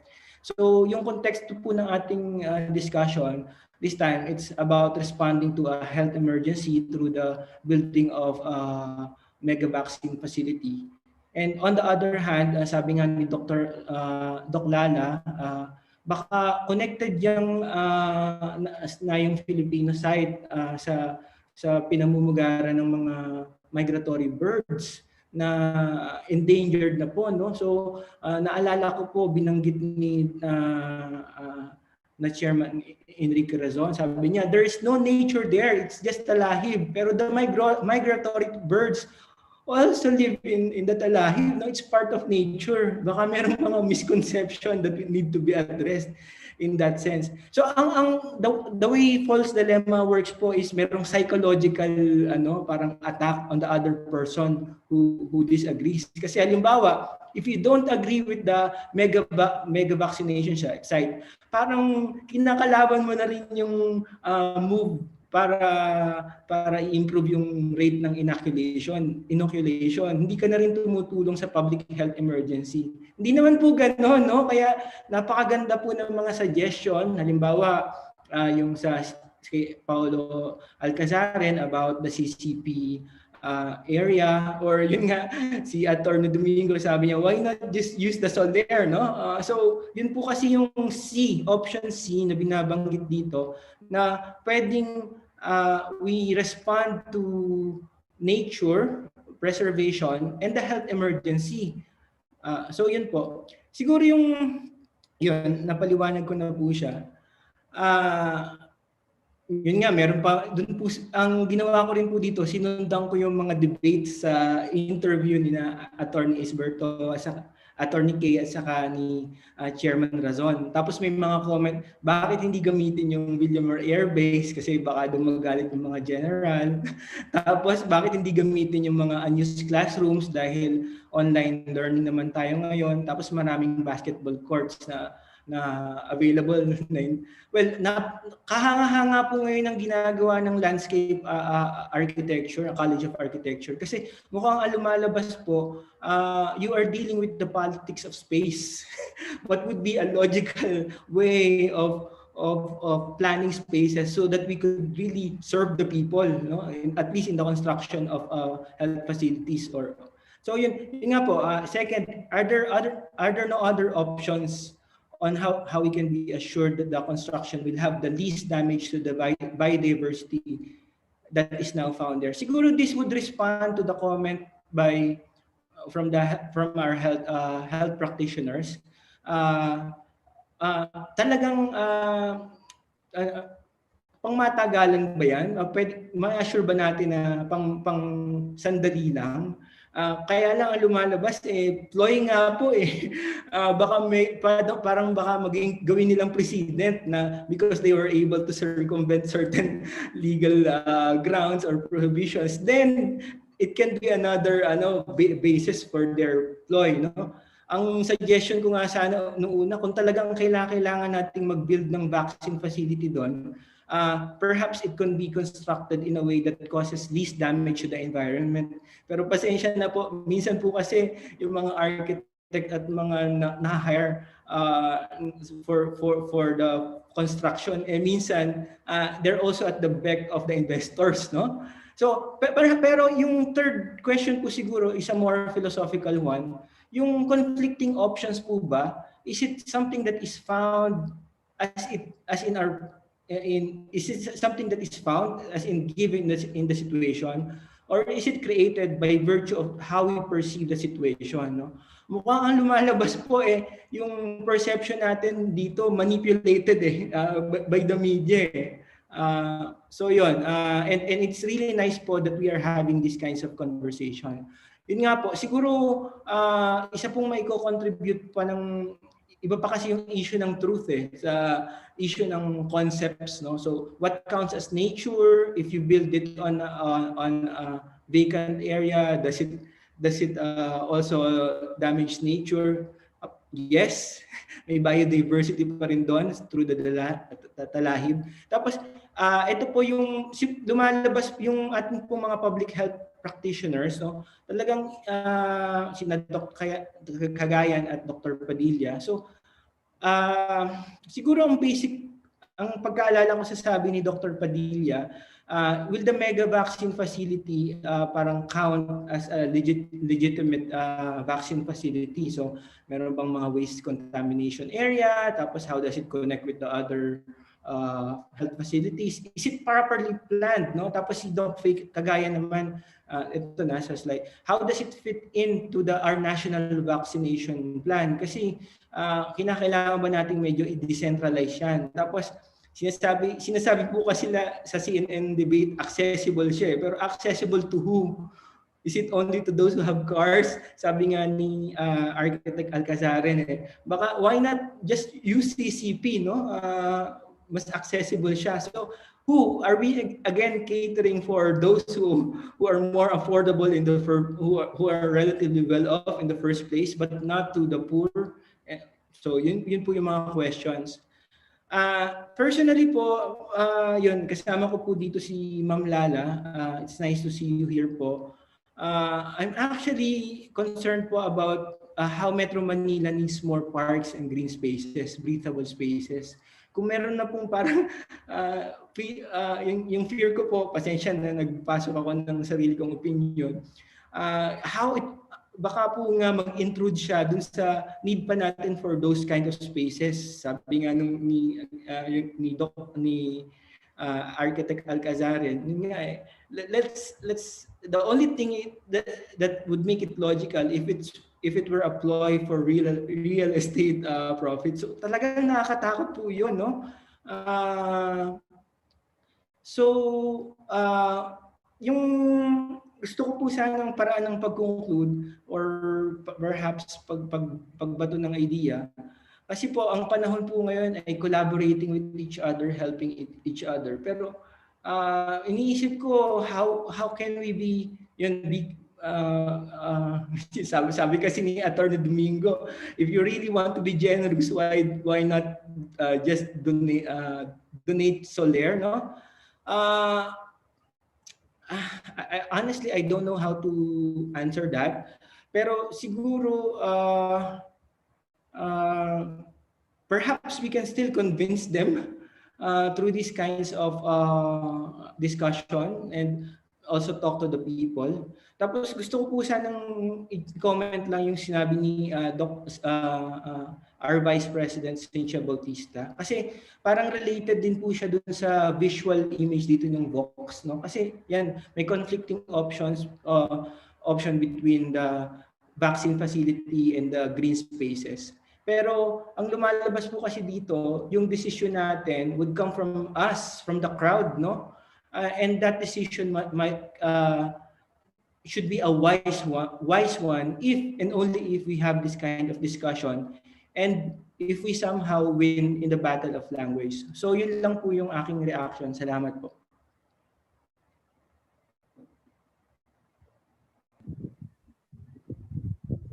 Thank you, Dr. Mendoza, for that synthesis. May we hear from our very own landscape architect, Palarca? Sir?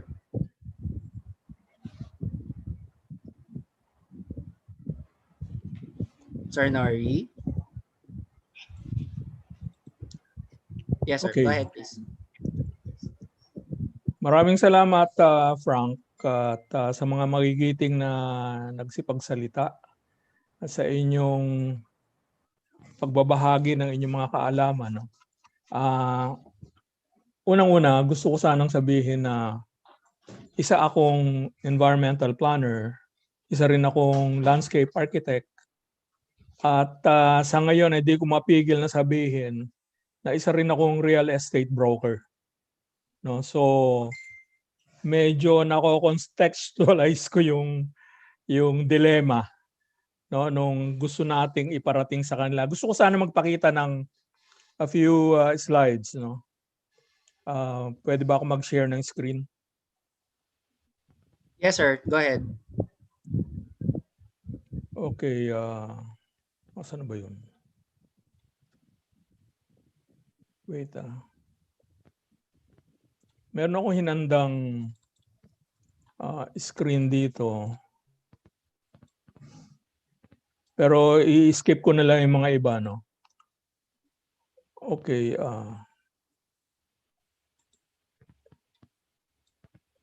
Ito yung binigay sa akin, no? Nag-request ako ng land use map ng area. Ito yung binigay sa akin. At dito makikita natin na yung entertainment city properties, itong red, no? Ito yung property na pinag-uusapan natin. Tapos nakikita nyo na sa paligid niya, itong dark brown, mixed use, residential and commercial. Ito high-end residential, no? Tapos ito yung mga other. Tapos ang banda rito sa baba, yung protected area, protected wetland, no? Ngayon, ang pinag-uusapan natin ito, nasa gitna siya ng massive development na nangyayari sa paligid nito, no? So anong pwede mangyari pag you are hemmed in, no? All interest na nakatutok sa iyo, ikaw lang ang bakante, eh. No, kung titingnan natin ngayon, ano yung mga nasa paligid niya? Resorts World, Entertainment City, Manila Bay Homes. So lahat built up area na yan. Merong a few areas na bakante pa rin, pero lumang Google Earth picture na to, eh. So probably iba occupied na rin, no? So if you kung pagtutuuan na natin ng pansin itong lugar na to na bakante, lahat ng interesadong investors talagang kukunin yan. Ang unang-una, katulad ng sinabi ni Paulo, napakataas na ng halaga niyan, no? Imagine mo, reclaimed area yan, in a very nice place, no? Tapos napaliligiran ng investors na handang mag-invest pa. So, nakatuon ngayon ang pansin nila na makuha yan, makontrol yan. Yung sinasabi ni Dr. Domingo, ni Attorney Domingo, na papayagan ba yung private entity to manage and control this area, and yung sinasabi ni Paulo na this is just a real estate land banking type of an endeavor, kitang-kita naman. It's very obvious. Ngayon, nagkataon na somewhere, ayan, it's only 3.1 kilometers from the Las Piñas critical habitat. Napakaigsi niyan para sa migratory birds or sa birds. And pagka sinabi nilang matatreten yung glide path ng eroplano, I don't think so. Kasi wala siya doon sa glide path nito. Ito yung airport, ito yung runway. Tsaka yun. So hindi, all things are saying na pwedeng maging alternative na site ito for the migratory birds. Unang-una, hindi lang natin, kahit na hindi na natin banggitin yung migratory birds, sabihin na lang natin, yung katulad ng sinabi ni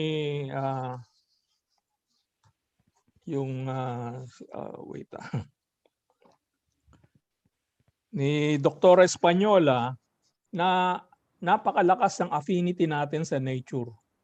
Napakalakas nung kailangan nating yung experience natin ngayon, nakatago tayo sa mga bahay natin, pero once in a while sinusubukan nating lumabas, sinusubukan natin kasi gusto nating to go back to greenery, to go back to fresh air, Yan yung nakikita natin dito na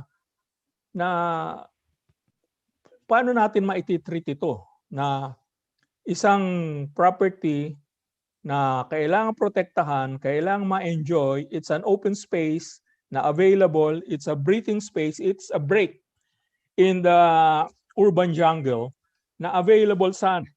Tapos ma-occupy lang.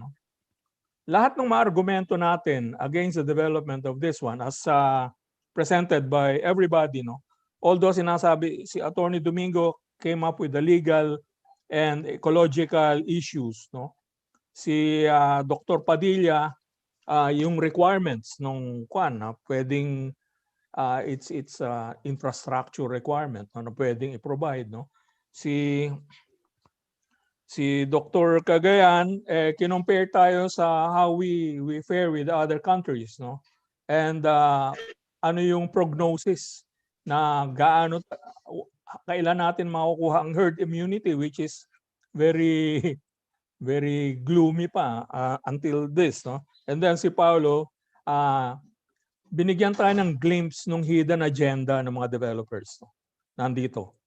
And ito yung nakikita ko rin when I was working with real estate noon.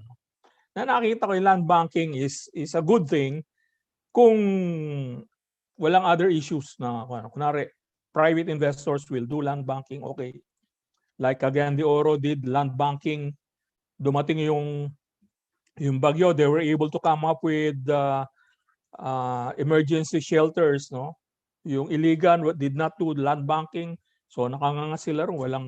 So land banking is good.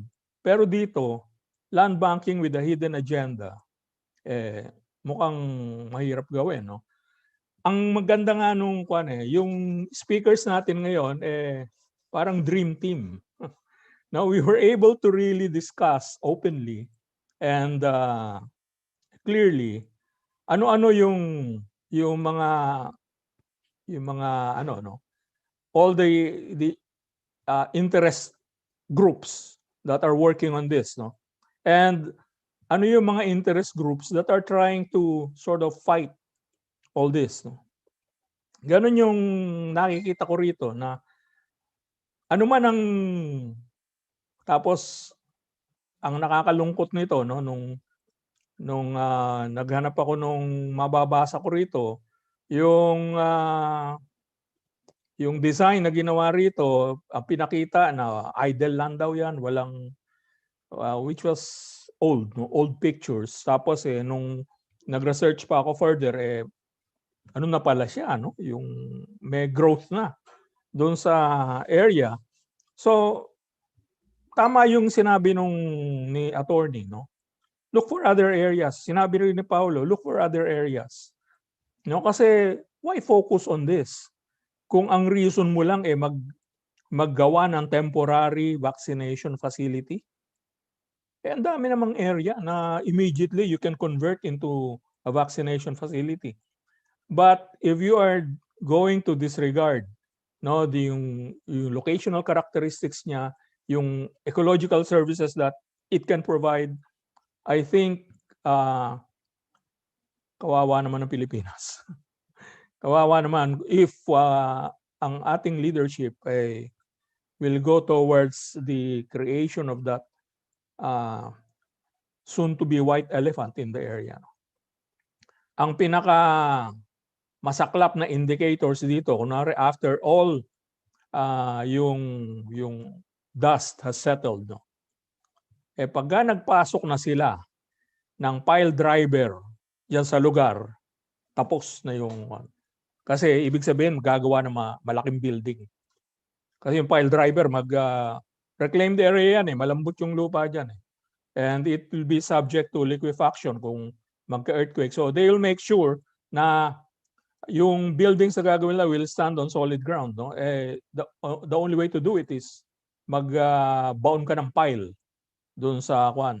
Pagka nagpasok sila ng mga pile driver diyan, equipment, no? Then kuha na tayo. Palagay ko katulad ng sinabi ni Attorney Domingo, marahil nararapat lamang na itaas na natin ang antas ng pakikibaka sa ganitong pagkakataon. Maraming salamat po. Hindi ko na i-discuss yung mahaba. All right. Thank you, Sir Nori, for that synthesis. All right. So, on behalf of the UP College of Architecture and the Environmental Landscapes Studio Laboratory, we would like to thank our partners, the Philippine Association of Landscape Architects, UP Circle of Landscape Architecture Students, the Research and Extension Office, UP Department of Philosophy, and the Philippine Bar Association. Thank you to our two distinguished reactors, Dr. Lumberto Mendoza and Landscape Architect Honorio Palarca. Thank you, Dean Grace, for opening our webinar tonight. We would also like to extend a special gratitude to our 5 panel experts, Attorney Rico Domingo, Dr. Philip Ian Padilla, Dr. Maria Stephanie Faye Cagayan, Landscape Architect Paulo Alcazaren, and Dr. Carmela Española. To our speakers, may we get a closing statement from each of you? Maybe we could start with Attorney Rico Domingo. Last statement, please, sir. Salamat sa lahat ng mga organizers ng ating discussion. I think, as I mentioned earlier, mas marami pa tayong diskusyon na dapat gampanin at isama natin ang ating mga kababata, isama natin ang ating mga kababayan na hindi nakakaalam ng matataas na English. Let's go down to their level. In fact, Franklin, if I may suggest, which we will do in the future in our future webinars, Tagalogin natin. Kung hindi natin matatagalog, i-translate natin para sa mga tao. Because I think it's a high time for us to really heighten the consciousness, the national consciousness, and start a conversation on these burning issues that we are confronted with. Sabi nga ng ating, again, nakalimutan ko mga pangalan because senior citizen na ako. Alright, sir. Kung magigiting nating mga reactors, kailangan nating taasan ang antas ng pakikibaka ngayon. I think we need to do that right now. It's very timely. It's apolitical. Wala tayong political agenda rito, mga kababayan. Wala sa ating magra-run for any public office. Gusto lang natin malaman ng mga tao anong nangyayari Kasi sila ay litong-lito na at napakaraming issues na nag-hanging around, hindi nila maintindihan ang issues. I think it is our obligation as people, educators. Ako'y nagtuturo rin ako ng batas sa Ateneo Law. It's our obligation to tell the people what is happening around. Yun lang po. Thank you, Attorney Domingo. Thank you. Dr. Philip Ian Padilla, please, sir. Thank you, Franklin. Siguro ang masasabi ko lang talaga, i-emphasize ko lang yung sinabi din ni Dr. Faye, yung systems thinking. There needs to be a way for our policymakers to look at the systems point of view in addressing all the different parts of the system. If you only address one, you still fail. All the parts of the system works in terms of furthering, in this case, better health outcomes. So, and my second message is that aside from systems thinking, it takes a whole of society approach.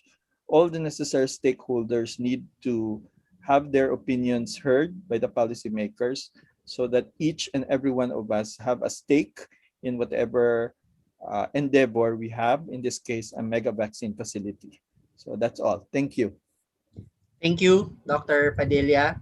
Dr. Cagayan, please. Muli po, ako'y nagpapasalamat sa paanyaya na lumahok sa usaping ito. Isa lang po masasabi ko, ang usaping pangkalusugan, ang usaping pangkalikasan ay usaping political po. So lahat po tayo ay inaanyayahang makisali at ilabas po ang ating tinig para marinig pa po ng mga nasa taas. Ayoko po makita yung yung machine na gagamitin? Sir Nori? Drive piler? Ano po ba yun? File driver. File driver, baliktad pa pala. Ayoko po yung makita dyan sa area na yan. Ako po ay palaging paikot-ikot sa area po ng Manila and kailangan pong lakasan pa natin ang boses natin at sana po ay simula pa lang ito ng maigting na pagsasama. No? I'm very, very happy to be included in this group of people to be talking about a topic na pag inisip ko naman bakit ba ako naimbitahan dito, pero napakalaking honor po para sa akin na makisali pa po dito sa usapin na ito. Again, maraming salamat po at magandang gabi sa lahat. Thank you, Dr. Cagayan. Ma'am, be safe ha kung labas po kayo ng labas. Ingat po tayo parate. Alright. Thank you po, Doc. Next, Landscape Architect Alcazaren. Sir, please. Yes, Frank, thank you.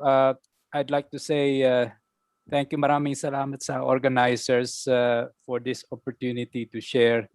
At isang mensahe lang tungkol sa Nayong Pilipino Foundation. I think we can save the Nayong Pilipino. It has a long history, 50 years.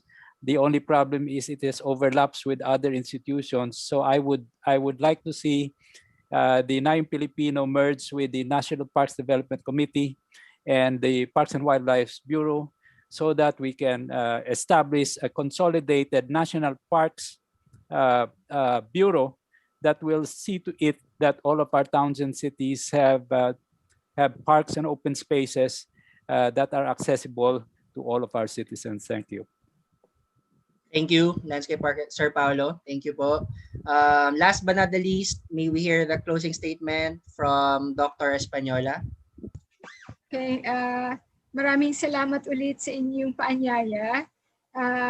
Well, I speak for the birds, I speak for nature, and I speak for all these habitat that will be lost if ever anything permanent will be built in those lands, no, sa Nayong Pilipino na area.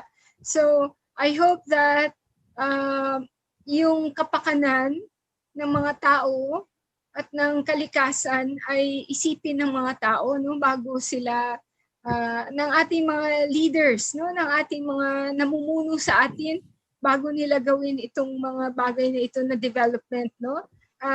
Hindi ko alam yung the ins and outs of politics. I'm just a doctor of biology, so hindi ko naintindihan yun, pero ang masasabi ko lang na itong mga kakalikasan, they need to have a voice in this debate, no? Thank you so much. Thank you, Dr. Carmela. All right, so thank you for all the points that you have shared with us to our panel speakers. Our gratitude also goes to our attendees who joined our live streaming through the Environmental Landscapes Studio Laboratory YouTube page and the various Facebook pages. Thank you to everyone who spent your Tuesday night with us. We hope to see you all again in the next webinars. Of course, we'll be planning more conversations like this. For tonight, this is me saying good night to everyone. Keep healthy and safe, and let's all maybe we could just catch up on dinner and let's all have a good night. Thank you to our speakers. Thank you, everyone. Thank you, Frank. Thank you, Thank you, sir. Thank everyone. you. Maraming Thank salamat. you. So, Salamat.